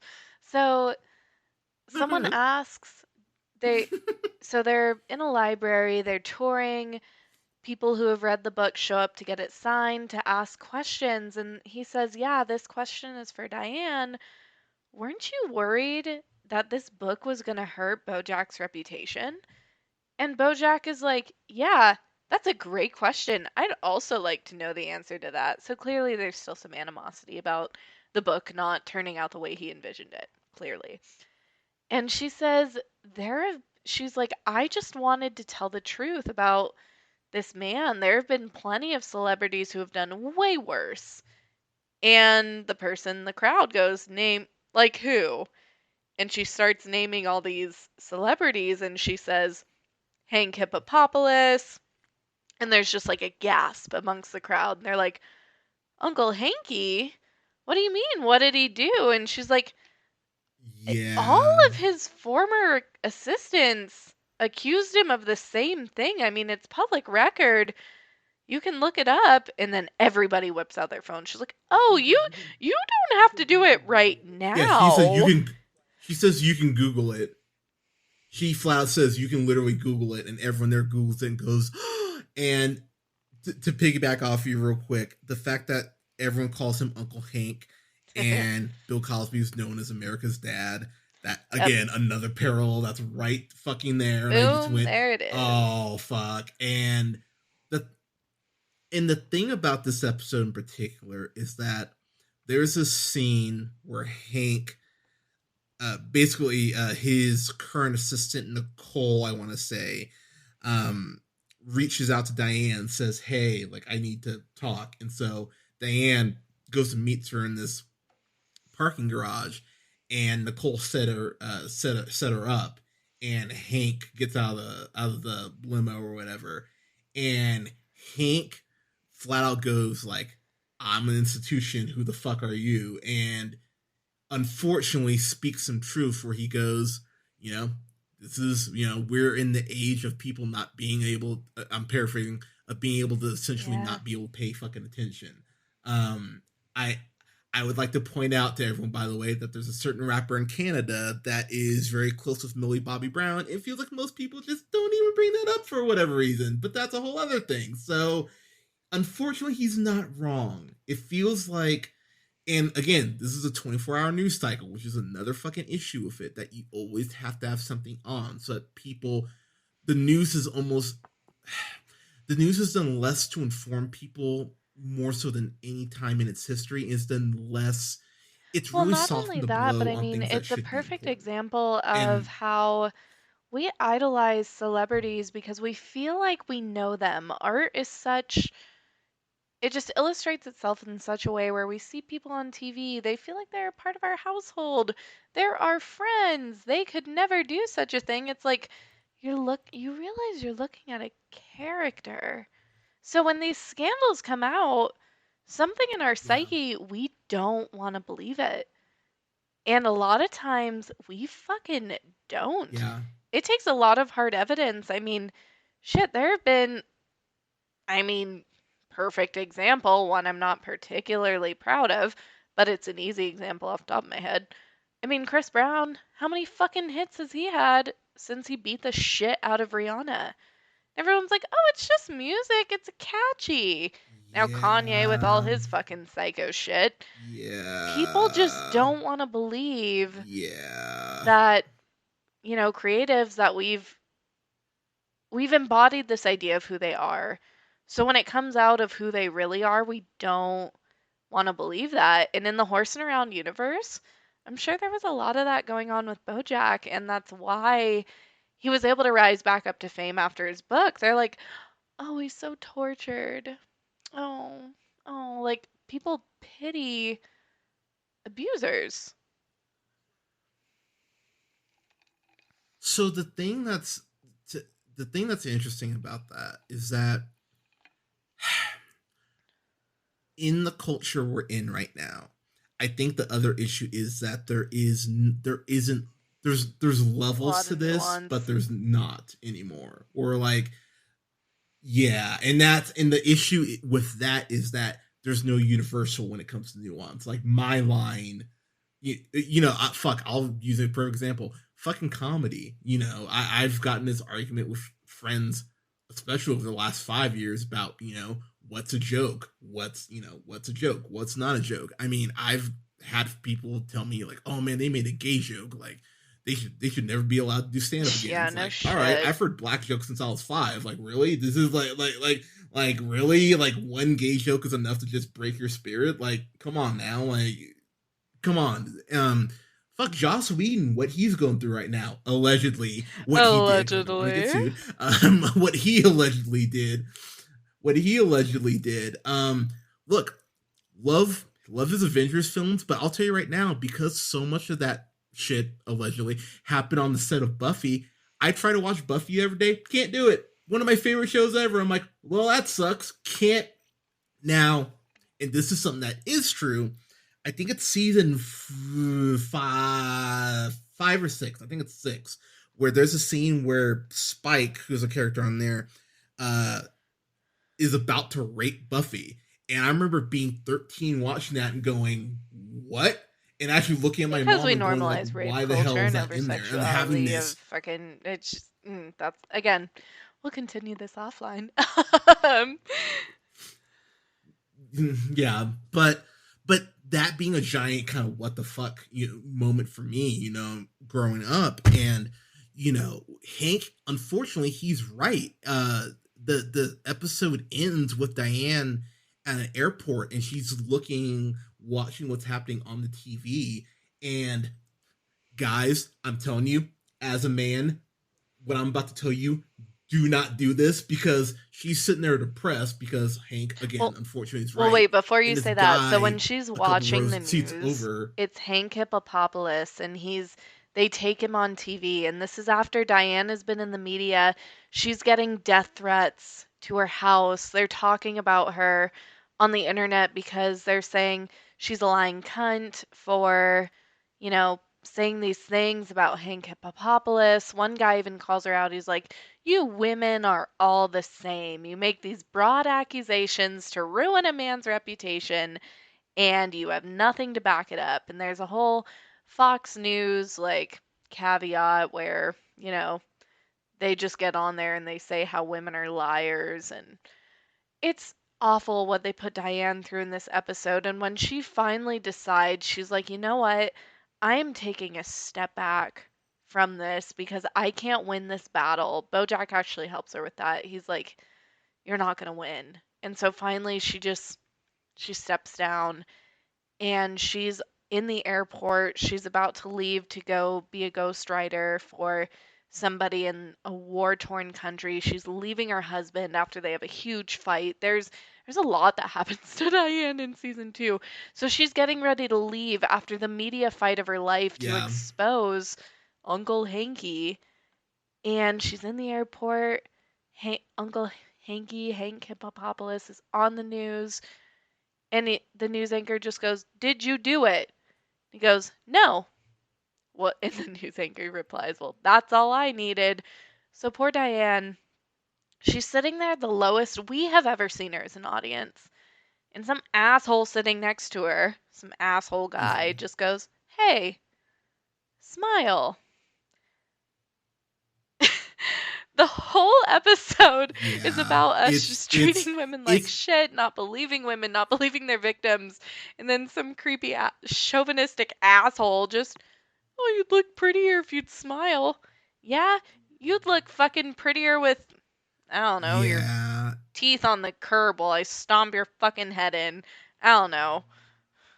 That's not me promoting violence. That's just me feeling how I feel as a person. Yeah, I don't know. it's. I mean, you do you, boo, you do you, but you're right though, and the thing is, what I always say is, yes, it's always he said, she said, but goddamn, we need to take accusations seriously. Like, go through an investigation, actually listen, because again, like, it's so I appreciate someone like oh god, why am I blanking? I appreciate someone like Aziz Ansari, who actually went ahead and addressed like that situation that he had go on his stand up and actually go like, look, I thought it was coming from this perspective. Well, and even the screenshots from the conversation. I mean, mature. So this woman, she called him out. She was like, "I felt really uncomfortable." He's like, "Oh shit, I'm so sorry. Like, I thought it was consensual." Da da da da. And like, I can appreciate somebody who admits they were wrong, regardless of the situation. I don't know. What was the second episode in season 2 that you wanted to touch on? No, the last thing I'm just gonna say on this is because again, I have my personal feelings on that. I'll be real. I think the way that people went at him, like he was Harvey, people were comparing him to Harvey Weinstein. I'm like, people, that's my issue right there. You're not allowing any nuance or any wiggle room, because something like that cannot be put in the same category as a serial, like. What? Sorry. No, I was pointing at you like, sorry guys, we're on video camera, and so I was like pointing at him like, yes, I like what you're saying, not like I'm trying to interrupt you. It's like you oh no, you're good. Okay, my bad. But it's like you cannot compare those two, because when you do that, again, you leave no Yes, room to actually have a discussion, absolutely. which is one of the biggest problems we're having about this in general right now. Which is why, if you haven't seen Jessica Jones or Promising Young Woman, you should watch one of those. But um, the second episode I want to get to, because Oh I my God, realize we we could could go go 3 hours 3 on each hours on this season very at this easily. rate. Like, So fuck. very, very true. so so the thing about this episode, and I'm just Yeah, gonna do take a your couple time. other things before I get to this episode. I love I love the fact that, like, I genuinely love the fact that there's this surprise Oh, birthday that's party that Mr. Peanut Butter throws for Diane, and he thinks Higher that's Love. episode 4. It's after the party. Is that Um, the episode that happens? no, I think that's after the Episode party. That should be 4. episode 4. Chickens? Or wait, no, not. Yeah, Yeah. you No, right. episode 5 is After the chickens. party. Ooh, there's a whole layer of Princess Carolyn in that Yeah. episode that we need to unpack. But yes, okay, back to Diane, Mr. Peanut Butter.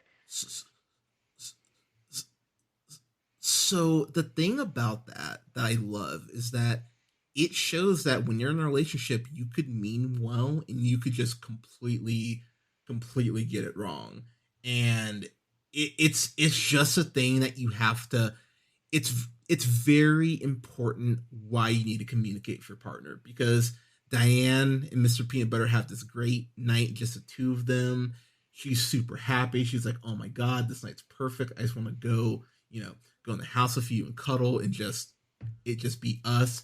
And Mr. Peanut Butter's like, "You're sure there's nothing that can make this night better?" And she's like, "Nope, this is absolutely perfect. This is all I wanted." And they walk in the house and there's a Little. surprise Paul party, McCartney and jumps out of a fucking cake. she It is not a little surprise party. okay, fair enough. I mean, I guess having a beetle there would kind of make it not a little party. But to be fair, I mean, he got a fucking beetle. That's pretty impressive. Um, but the way she freaks out about it, I get that he wanted to do something for her, but again, what he wanted isn't what she wanted, and it's one of those things where you go, okay, you like, you weren't doing this maliciously, but this is one of those times you really need to communicate with your partner, be like, hey, like, what do you need? And I appreciate that they had this very mature conversation in a very hilarious moment later on in the episode that I went, Ballroom in the that's kind of Starbucks. And adorable. so And Mr. it's, Peanut Butter, he invites all his friends to Diane's surprise party. And it's a running thing in the show, you guys. yeah, Diane fucking hates parties. So Mr. Peanut Butter, his love language is gifts. And it's these grand gestures that always make her uncomfortable. You see it all in season 1. And here he is doing it again after the most perfect birthday. Like, she's so content. He takes her to an art exhibit, to dinner, to the library. She feels seen and she's like, what a great birthday. Then all of a sudden she opens the door and it's this massive party that just completely just throws her off her shit. She's completely overwhelmed and they get in a huge fight over something completely nominal and it causes yeah, everybody to leave. Like, everybody is just like, okay, I'm gonna go. it's Diane is awkward angrily too. washing dishes. They keep fighting, and what it boils down to is she doesn't feel seen, and he doesn't feel like he's good enough. He's like, well, it's the thought that counts, isn't it? And she feels like such an asshole for getting mad. She's like, my boyfriend just threw me a fucking huge surprise party. Why am I upset? And why she's upset is because that's not her love language. They're just not compatible, and she's expressed it so Yeah, many times. And even though they seem so perfect, you guys, like Mr. Peanut Butter just idolizes her, or even makes a joke. So Mr. Peanut Butter is depicted as a cartoon yellow lab. Diane's human. And in this episode, he's like, do you want to know what I do when you're at work all day? And he leads her into the living room and he goes, I just lay there on the couch and I wait for you to get home. Sometimes I even pretend to dig a little hole in the sofa. But when I hear your car drive up, it is the best time of my, like, the best part of my day. And yeah, they're making fun of dogs, like they're depicting it as such, but they're also illustrating a bigger point that Mr. Peanut Butter They is are. living for his person. And Diane doesn't want that. Yes. Yeah. Like it's I know there's so okay, much to do. how do I want to phrase this? It's no, there is, but I love the fact there's a fine line between living like wanting the best for your part. Okay, here that's a better way to put it. There's a fine line between loving and growing for partner and not having your own shit. And that's kind of the issue that as it goes on that Mr. Peanut Butter has because so much of himself is tied to whoever he's with. Good You old see it with Katrina. his first wife, and it's one of those things you go, oh, this is a pattern, and just no one's Yeah, we see addressed it that with. in season Is no one has 5. really That's what addressed it we'll with we'll him, really dive into and Mr. Peanut Butter and his love languages then, but for the purpose of this season, I mean, you see him and Diane start to crumble and they were shaky in season 1, guys. Like we pointed it out. You can go see it. yeah, it's sad because again, it's not coming That's from most a of malicious love, place honestly. I with mean, him, fuck, but even he just BoJack. Even fucking BoJack. true. He's genuinely not trying to be malicious.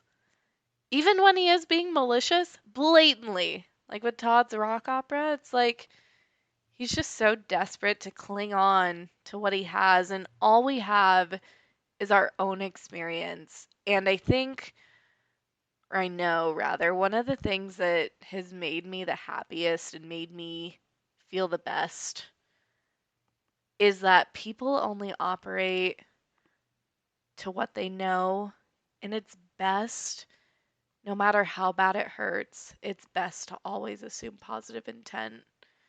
People can only meet you where the fuck they're at, even if you're Yeah, cheated on, which Lord knows I've been. It's like, yeah, we've all been there. I mean, fuck. been there. They're operating on their own level of consciousness, and you can you can hold them accountable and, exit their life, but if you continue to see the world as if everyone's operating on malintent, everybody's trying to hurt you, guess what? You're going to be fucking miserable. And it And it's an spirals. exhausting It mindset to spirals into have that every will just facet break of you your down. behavior in every Yeah, relationship. I mean, BoJack's a prime fucking example. yeah. So he has the secretariat role, and he is not getting it. And so as an artist, I will say this is maybe outside the last 2 seasons, this is probably the season that hurts me the most because he gets his dream role. He gets where he wants in spite of himself because She's so Princess amazing. Carolyn's fucking amazing. In spite of himself, he gets his dream role, and he is fucking himself out of it in a way that I'm like, dude, you need to get it together. Like God, like I found myself It's getting. legal in Thank Arizona God weed too. is What legal here up? in Nevada because I was sitting here. Yep. Thank God. I Oh, say as I reach that's over right. and Thank grab my God. marijuana pen. uh, right, but it's so frustrating watching because you're just like, dude, get it together. Come on, this is what you want. Why are you not taking this fucking seriously? And you just feel the pressure getting to him. Hmm. I am completely blanking on it, so you're gonna have to help me out here. Kelsey The Jennings. director, the first director that he has for thank you. She's amazing, and one of one of the things I love about her, she has this adorable fascination with Todd. Like Todd's the one person she likes. She's like, oh, you have a like a like a comforting face, I think is the term he uses, and he kind of goes like, oh, and he's always like kind of looking down sheepishly at his feet whenever she It's compliments him. so wholesome, their It's really relationship. cute. So I wish we would have had more. let's start from the beginning. Kelsey Jennings, she is a stone cold bitch, but she knows what she's doing. She has a vision for this film. Yeah, She she has a is. schedule for this crew. Yes, she She is does. fucking on 100% of the time. And the only time we really get to see her be vulnerable is when Todd just kind of wanders upset. She's like, "Hey, who's this? I like his face. Got a nice face. Do you want a cookie?" He's like, somebody get this guy Yeah. a cookie." Like, she is just so adamant about making sure that he is comfortable. And we need more of that. We need more people looking out for Todd. Lord knows fucking BoJack doesn't. I mean, he does in his own right, but like, I love again, that in little his own shade there. right, Very because well that's the done. only standard we can hold people to is like their own level of consciousness, and we can choose to be a part of it or we can choose to walk away. But yeah, so Todd is better realized in this season. It's an underrated episode, but I fucking love the Oh, episode yeah. Chickens, because that's where Kelsey Jennings' daughter, Todd, Irving. Diane, and thank you, g- go on this insane thing involving chickens and the This is when police, we which meet Meow Meow again Fuzzy sounds Face. He is insane the as a lead subplot, and yet detective for the LAPD. He's a cat, right? And he's a loose cannon. yeah, yes, he's a In cat. this episode, they do a whole thing. They're like, "Is he a loose cannon or a Hunter?" Help me out. I'm blanking. What was the other thing that we're son of a bitch. So the I'm precinct blanking. I'm spends like so sorry, much but I know you're time talking figuring about. out if Yeah, Meow Meow Fuzzy Face is a loose cannon or I don't know, some other kind of fucking cop. What other kind of cops are there other than the ones who kill fucking black people? But we won't get into that right now. That's a I whole mean, yeah, fucking episode in and of itself. that's a Fuck you, thing. Derek Chauvin. Yeah, yeah, it is. Anyway, so the Agreed. whole episode is Todd is helping this fugitive chicken. Oh, and here's another episode where fucking the writers just killed it on the public, the media, advertising, factory farming. So they have chickens as, personified as Yeah, people in the show, as humans. And then there's also this chicken for days factory farm. And there's a little chicken on TV on their ads. They're like, "Well, what's the difference between us chickens and eating chickens?" And he's like, "Well, son, you know, chickens from when they're born are injected with hormones, and that's how you know those are the chickens for eating." And they just bring up the cruelty of factory farming and how it's a whole goddamn thing. But Todd gets in the middle of it and saves one of these factory farm chickens and is avoiding the police, and it's a really good episode, guys. it's it's amazing how casually they bring it up, and just as the episode goes on, you go, "Oh, Yeah, this is where because it you're doesn't going," take and away it's from the really well plot. executed. It I mean, doesn't not take away super. from Todd. The underlying issue is Todd is like, "What's my purpose? What do I do every day?" And then he gets an opportunity to help a fugitive chicken escape from this factory farm. And so there's that cutaway. And then in the same episode, Diane ends up helping Todd because she catches him with this fugitive chicken. She's like, "Oh my God, what are you doing?" And he's like, "Don't you ever," and she's, inclined to be like, turn yourself in, like, get rid of this chicken.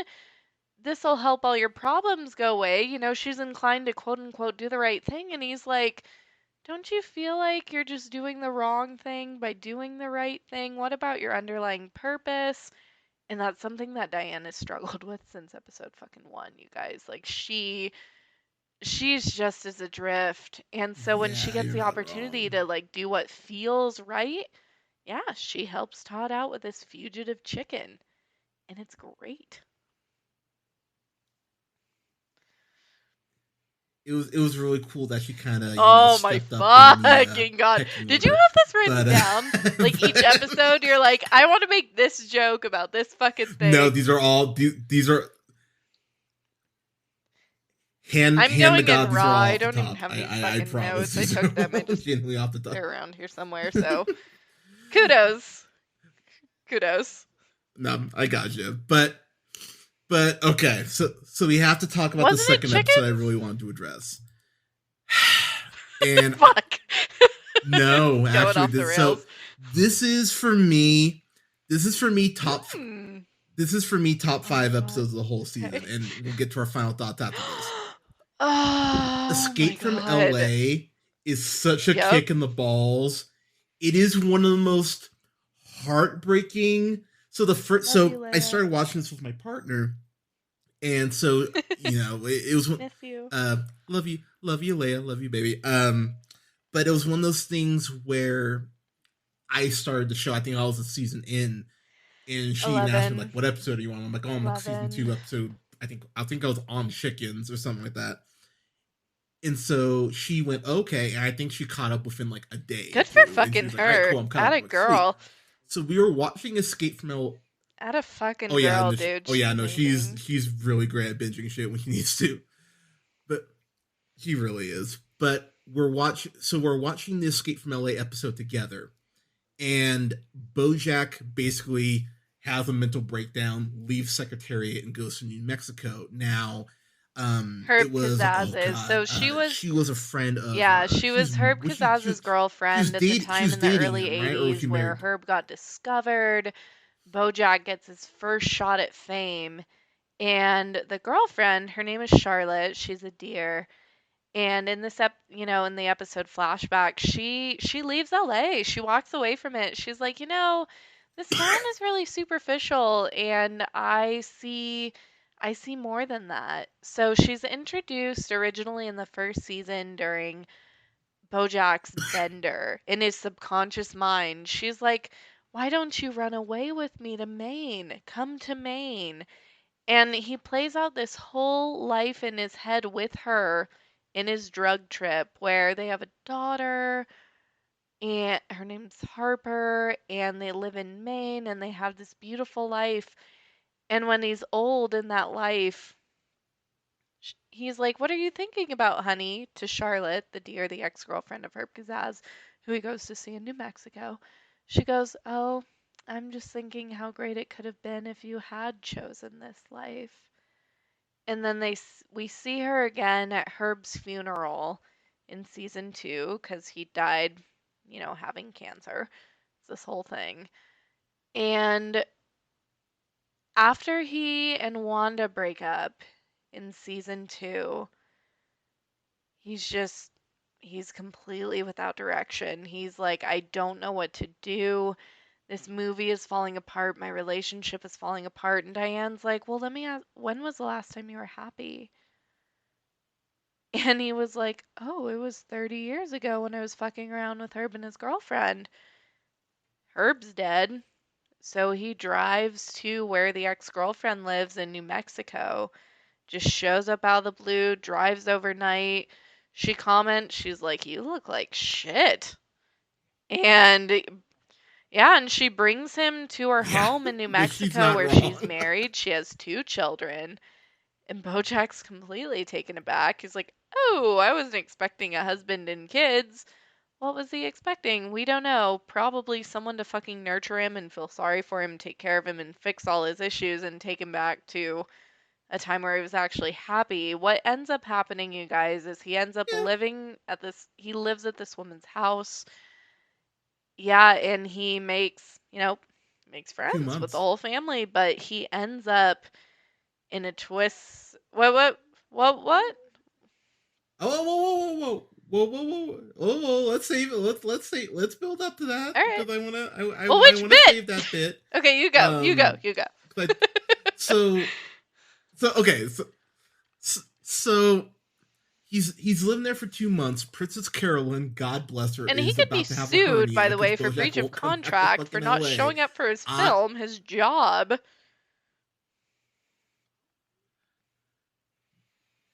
Yeah, so I was really happy they brought that up because she's like, what? The line she has is, and I'm paraphrasing, but she goes, "I just want to know if your pants are comfortable because they're gonna sue, they're Yep. gonna sue them off of you if you don't get back to fucking work." Which I went, that's fucking amazing. So Penny. her daughter, Penny Carson. oh, what's her daughter's name? Remind me. Crap. Thank you. She's a Penny is senior. in high school. I can't. Is she 16? Well, she's just learning to drive, and Okay, I she thought she was even says 16 for she's some the last reason. in her class to Um, not have her license, which is part of why her and BoJack form a relationship. He helps teach her how to drive. okay, so the thing is, as I'm watching this with my partner, I was watching it for a raised eyebrow the whole time because I'm sitting there going, okay, BoJack is being genuinely sweet to her, being cool with the family. Like he's taken back, obviously at first by the husband, but it actually seems like they're getting along. But the show was the show. At some point, you're sitting there going, okay, the bottom's gonna fall out at some point. It's just an issue of how it's gonna fall out. And so Penny is really Diego. infatuated with this one guy. Why do I know I this? can't remember what his name is. But thank you. But I I was gonna say I just Carlos. don't know why I Second know guess was this. Diego. Like, I'd just like to point out, thank you, but thank you. but brava. But she doesn't have anyone to take her to prom. So BoJack goes, This okay, is what I I'll was take you gonna to prom. spoil, I'm like, by the way. okay, like again, sweet gesture. Yeah, that's exactly why I stopped you because I wanted to build up to this. So He it's going says good. good. It's going Well, good? Jesus. Question mark. It's going. It's not fucking weird yet, basically. Yeah, no, So, yeah. it's not. And until he Okay, gets them they booze, already which is where had I booze. went, Okay, so they start off the hey, night. why are you It's doing? Penny, her best friend, her best friend's date, Pete Repeat, and BoJack. And her friend whips out a Yeah. flask, and he's like, "Responsible adult over here, hand me that." He's like, "Ugh, Red Bull vodka, you're gonna get a stomach ache." He empties out her flask and fills it with bourbon and water. He's like, "Drink this. You won't get as drunk as fast. Won't have a hangover." Whatever it is he says. Yeah. And But then. then, so you get to prom, things are going all right, and then they end up leaving prom because BoJack tries to have everyone do this dance, which I'm so happy they addressed that shit. Not everyone just went, "Oh, we're gonna listen to this old horse and do this fucking dance." I was very happy the show didn't just go, "Yep, let's have the kids do the dance," because yeah, fuck that. So they end up like out in the They middle of tie nowhere, and they glow set this like sticks to lantern balloons and they type let thing them off, and out I'm across the desert. So you're in the Red Rock. You that's what can it is. see Thinking, the stars. They climb up the water tower. It's pretty fucking picturesque. So you have this naive high school girl with this older it is. man having the night of her life because she's finally swept away from her infatuation with Diego, who was a dick and didn't take her to prom after leading her on for months. That's why BoJack came into the picture. So now she's like, she's, looking at the scenery and she's like, "I never got a chance to dance at my prom." And BoJack steps in, being the ever opportune. Well, no, he was doing it out of good at that point. He was like, "Yeah, it was still wholesome at this point." He was like, "Well, I think you at want to that point it was still dance?" good And so intention. they're dancing, and it's Yeah, a really sweet scene, and you can tell to BoJack what it feels in that moment is it feels like he's almost doing something nice for like a little sister. Or and then yeah, and then and then yeah, I'll do that. And then they get back to the house, well, wait, before they get and back to the he's house, talking the to Charlotte, friend has and alcohol poisoning. They're freaking Oh, out. that's They interrupt right. Penny and Yeah. BoJack's dance. They're like, "You guys, we don't know Yeah. what to do. She's not waking up." So BoJack orchestrates them going to the ER and just dropping the two friends off, and him and Penny dip because he didn't want to get in trouble. He's like, "It just looks bad if there's an adult with minors. You get the idea. I'm just going to leave. You're going to say you don't know where she got the booze." Like, he totally just bails out on any responsibility.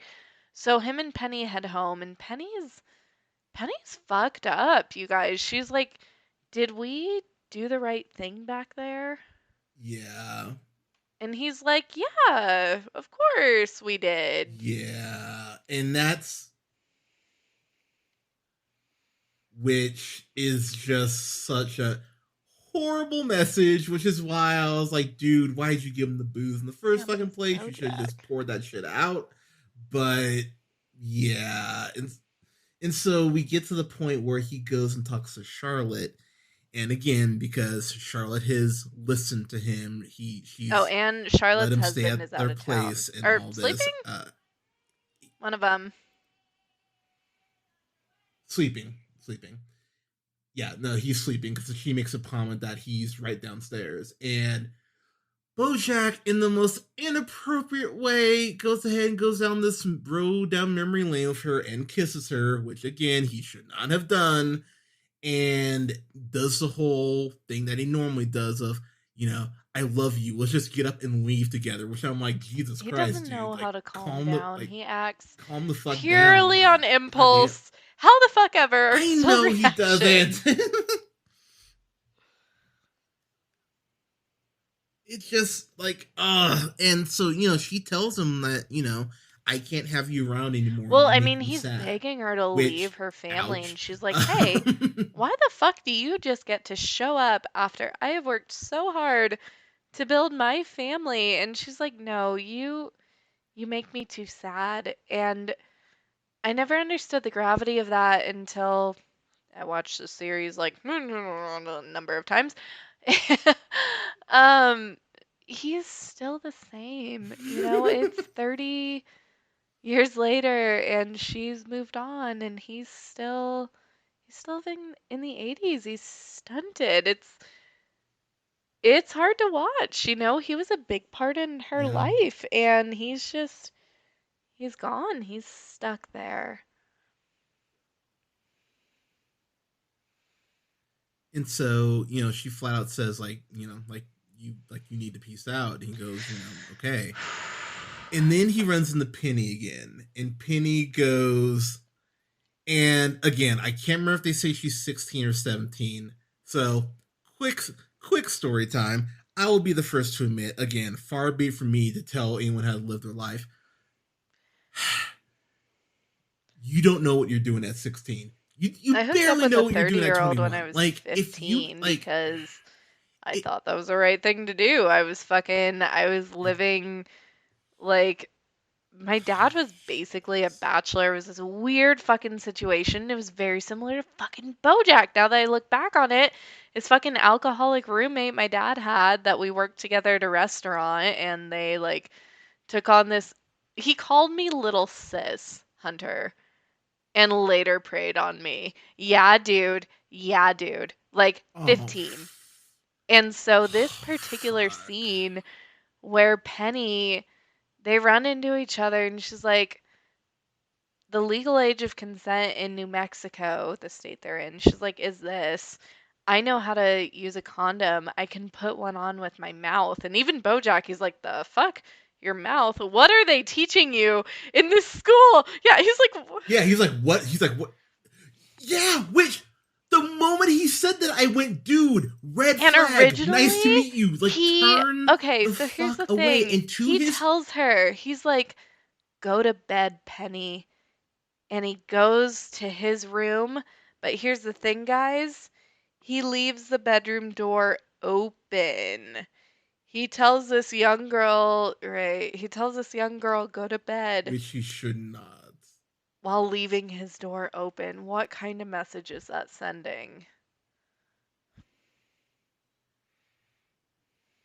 A very bad one. And the thing is, the way this scene breaks down, the glow stick blimp or whatever, it it it comes into their yard and Charlotte sees it, and the way it's animated, the way it's shot, you get this third person point of view.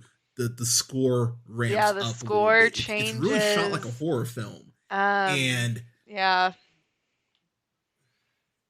and in in the first aren't time we I'm watching all? this with Aren't Alea, we I'm sitting all? there going, dude. I'm like, no, like I was pulling the. I was pulling the Shia LaBeouf in a good way. I was going, no, no, no, no, no. Like I was doing that shit. I'm like, for the love of God, Yeah. dude. And so Charlotte walks in, Well, no, and before she BoJack's on the walks in, bed, and she's Penny's on walking the up to bed, his room, and and all of a Charlotte sudden right, you hear like this clank, clank, clank, and then you hear it shh, shh, shh, shh, shh. And she's like, naturally, as a mom should be, Charlotte kind of yeah, stops by the door, like, the fuck? And she gets the gut instinct to open it. And when she does, she sees her daughter undoing, so her 17-year-old daughter undoing Bojack's bow tie. And the first thing she says, she goes, no. And it's this haunting. Oh, by the way, yeah, Olivia Wilde which is the appropriate is reaction. Charlotte, and she fucking kills it. This is not like her last time in the She series. crushes it. Yeah, I mean, you would think, but it gets nope. better. To quote my favorite comedian, I'm new in town and it gets worse. So I fucking love Mulaney, but that's not Nice that's Mulaney we'll reference, by have the another way. discussion about that another day. So Penny, the woman who Charlotte, the woman who BoJack just was like, "Run away with me. What you and I have is real." And she's like, "You make me too sad. You need to get out of my house." She then walks in on a sexual encounter between him and her 17-year-old daughter.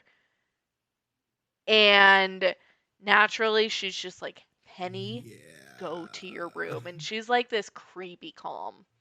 Like you can hear just the level of like, fuck this in her voice. And Penny, she's ashamed. And it's I feel for her bad. And yeah, she's like, Mom, we and didn't that's one of even do those. anything. And she's like, now. Yeah, Like just she's just trying to remove her daughter and get her to a safe situation. And poor Penny runs out crying, you guys. and so and I have this written down. It's the last note I have on my page notes here. Uh, so BoJack Yep. tries to go Charlotte, and she goes, don't you dare! If you're not out of my driveway in 30 minutes, and if you And try the to contact door me or my family slam. again, I'll Like, fucking kill you." And I remember my jaw was just, I might oh, watch Elaine this and I looked at episode each other like, after like we're holy done shit. because And I just love it so much. it, Oh God. it's one of the best scenes in the show as far as acting. And here here's my only real complaint about season 2. I hate that there's a I hate that there's an You episode know after it's an this. important I one for really hate that there's another Todd? episode. I really wish they would have. It is, but I Ooh. almost wish they would have flipped them. Honestly, I just I really wanted. It's gonna sound dark, but stick with me here, people. I wanted that dread to kind of carry over to season They make 3. up I for wanted that that to in be the season last 6, my image we have friend. of I get what BoJack you're for a getting season, and at. I mean they do, but I for how powerful that scene is and how royally he fucks up, I was just like, again, Sure. I admit that is a personal choice. I would have personally loved that to have been the last episode of the season. I, again, just me, But but they're sticking considering this is true an to episode their after, I'm like, algorithm, which it, is like shock, they are. climax, holy fuck, second to last episode, and then the last episode is that resolve, and it kind of sets the scene for the wrap up. And they do such a good job at that wrap up. And I God, I feel mean, like we don't have enough time to unpack the finale. We almost got through the first two seasons. yeah, I mean, well, I mean, you But talk about the I'm climax. I mean, there could have been one if the mom hadn't Sagittary walked ring in, but joke. I mean, Da da da. but, but I don't know how yeah, to feel there, right da, now, but that da, was da, so da, fucking funny. da. But the,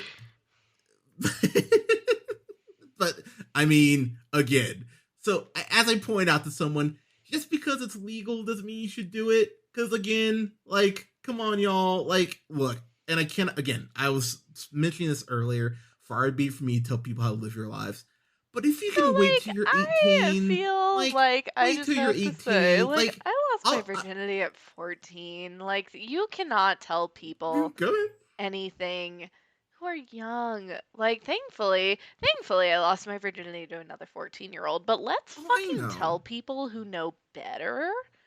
Like, BoJack. It's like, hey, even though it's fucking legal in New Mexico to sleep with a 17-year-old, maybe, just a thought, don't fucking sleep with a 17-year-old. We men, women, we need to hold people to a higher standard. We can't just like hear these stories and say, oh, good job, dude. No, fuck Yep. that. That era is fucking over and it needs to be done. Yeah. Oh, it's 11 If 11. Make a if wish. if the person you're sleeping with has got it. If you're if if you're about to sleep with someone and their DVR has anything that says Disney Channel original series, you probably shouldn't be fucking them. So wait, like seriously, just fucking wait. Now, I mean, I lost mine when I was Whoa, really? 23. Not judging, just 23? surprised. 25, my bad. 25. But yeah, yeah. I'll be real. I could not have handled sex I at mean, you 15. I couldn't don't. You handle just that at 18 fucking. to be honest. So when We'll take this so conversation uh, offline. yeah, but yeah, but honestly though, like if you can wait, honestly wait. And here's the thing, this is the last thing I'll say about it. Don't build it up in your head, but at the same time, don't give the shit away. Like, have some respect for yourself and do it when you want to do it. Like, because the people who say, "Oh, I'm fucking all the time" in high school, probably lying. So, like, just Do you go have a lot of ahead viewers and under the take your age of time with it. 18 that we need Not to something you like need to call get that over out with. to in All this right. episode? With that said, That's more me being curious.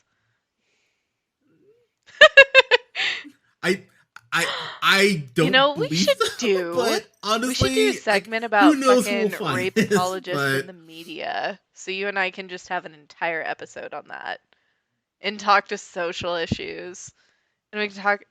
Oh my god. oh my gosh, I don't We'll even know take how to this word conversation this. offline. We'll take this That conversation would, offline. oh But you god, do guys, you want to do? I and Hunter, I am just so grateful that I got to have this But conversation with you. I am honored that my opinion mattered enough about this quote unquote dumb cartoon that I'm so passionate oh, about. absolutely. Thank you for one, listening to me and being able to watch the show. I'm so glad you had a connection with it. I'm so glad you welcomed me here to talk about it with you. Like, I can't wait to review the next couple of seasons. For those who are still listening, thank you for dealing with my rambling. So, so to be fair, oh my gosh, no, you're fine. So to be fair, I think it's only fair, real quick, to talk about the finale. Todd becomes a part of an improv group, which is a lot funnier than I actually thought it was going to be because Me. there's a lot of like if you're a drama or a theater I kid, they take a graduated lot of shots honors at thespian improv. in Yeah, high myself school, Hunter. included. Did you know that I about found me? myself I going. have been okay, so from the time I was in second grade to my senior year I of did high not school, know I was that. in at least two plays a year, sometimes three. Like, I played Juliet in my school play of Romeo and Juliet. Like, I've got some acting under my belt, and to see this cutaway of Todd being picked up by an improv group, and they do a lot of comparisons of improv to Scientology. So there's this running joke throughout. They're like, no, it's not. Scientology is not a cult. That's improv. And oh man, I'm gonna rewatch that episode so we can talk about that for seasons 3 and 4. It, That's amazing. it's quite hilarious because I mean, and let's be clear, the only difference between They're all a fucking cult. most religions are a cult. I mean, even Christianity. Sorry, but but so like people, the only reason Scientology is actually I was gonna say Scientology gets rid of people, but now I just thought about Christianity. Anyways, but I love this episode because Todd does get his own thing, and BoJack does have to. And Todd, I think it's the episode prior. No, it's not the episode prior. I think it's a couple episode 10. Yes, and he asked BoJack, like, dude, I'm kind of premiering tonight. It'd be real. Yeah, he cool, doesn't because like, he runs away to and BoJack New doesn't. I'm Mexico like, God because his damn it, relationship like, falls apart and he just bails. And again, he's not thinking about Todd. He never thinks about Todd other than how Todd can serve his need of feeling less alone and less shitty. That's just how it be. True. But I love that there's this scene in the finale where the guy who the head of the whole improv group goes ahead and walks Todd to his chamber. Thank you. Yeah. He walks Todd to his room, his chambers, and it's just a bucket in the corner of the room and like a pissy mattress, and he tells him, "Oh, you can improv using the power of improv. You can make this room to whatever you want." I went, "My God, that is there's a whole documentary about that." Anyway, we'll unpack that really... later.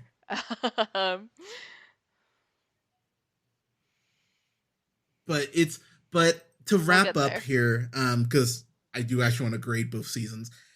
First season of BoJack, I think is so well done.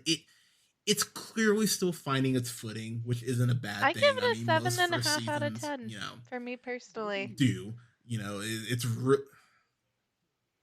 wow. You're going.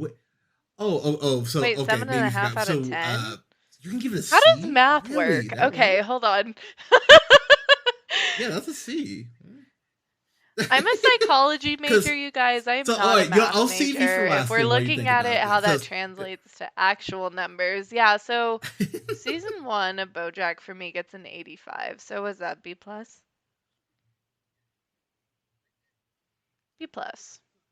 That's like a B. Yeah. So I mean, so if you, I would give it. Okay, you give it B+. Okay, I'd give it an A-. I think for I think for a premiere, because again, the video game thing that hit me so fucking hard, because I'll be honest, I forgot about that and I just got pissed off all over again. I'm like, you're a bastard, but like I got really angry at that. So I was like, you fucking prick. So the fact that hit me as hard as it did, I went, okay, bravo. And I love the way that the episode, the finale of season 1 later ends, because I'm a huge Tegan Sarah nerd too. And I was it's like, so fucking good, and the music all overall on the show is so fucking perfect. Like it's so good. I will say I got really high last night watching. I think it's episode 11 where Diane turns into this like fucking weird ass creature, and my 11, high ass was not prepared for that. So thank BoJack you, is tripping. Netflix, it's a for that trip. And he goes, "Oh shit, I didn't like that tripping. at all." Yeah, but that's downer ending. Yeah, that was scary. So I'd give season 1 an A-, because again, it's still finding its footing. I'm not great. Like some of the Todd stuff doesn't work, but it's a great first season. The I give it an season, A+. I think is. I'm gonna be real. I give it an A+. I don't want. You know what? So I'm gonna go our highest rating. I'd give it Fan-fucking-tastic, just because of episode 11, Escape from LA alone gets it to a Fan-fucking-tastic, just because my gripe with the episode after notwithstanding you have two of the best episodes of the show here. You have the Escape from LA and you have Hank After Dark. And the fact that both of those hit as hard as they do for me, I think it's the best can't season of not give it a television fan of all fucking that. Like, time. it might be Like, a rare yeah, I do. I think, yes, season it's 2 is my your favorite favorite season? season, and I have my Really? favorite episode Okay. that pretty much wraps up the whole series for me. That's gonna come later. Don't want to give a spoiler, but overall, holistically, season 2 is the best season of BoJack for me. Okay. Okay. Um yeah, for me, just the episodes really do just hit here, and you really do feel the confidence that the writers have going like, okay, we've got this now. And again, Yesterday Land, the Disneyland shit is just, that shit was so fucking funny to me. So just off that alone, it's a fan fucking tastic for me. It's probably my second favorite Really? season Ooh, of the now show. I'm I'm not curious. gonna give Okay, away I'm what my not gonna favorite ask season you is, like offline but because I want to hear it like yeah, with everybody. but yeah, but everyone, thank you so much for listening. I know this is a long one. There's a lot to talk about with BoJack, I love you so but much. Kayla, I Thank you love you guys so for much. Thank you so listening. much for If you're being still on. listening, I'm so honored to Everyone, be here. please Thank listen to you. us. Please don't forget to like, share, and subscribe. You can find us on SoundCloud, Apple, Google Ooh, you're Podcasts, on Podbean, iHeartRadio. Stitcher, and Fucking iHeartRadio, fancy. Spotify, to name a God couple places. damn. We are. Oh, and Amazon Music, Amazon Oh Music, and shit. TuneUp All at the Real right. Good Pineapple, for and you, you can find man. us on YouTube now. So and don't forget to like our gaming our pages on Facebook at the Real Pineapple and Real Pineapple Games. I'm going to be hopping on Twitch this month. I will keep you guys updated on that. And then don't forget to follow yours truly on Twitter at JHunterRealPineapple. That's REEL Pineapple. And follow my colleague Scott on Twitter at Nearman the First.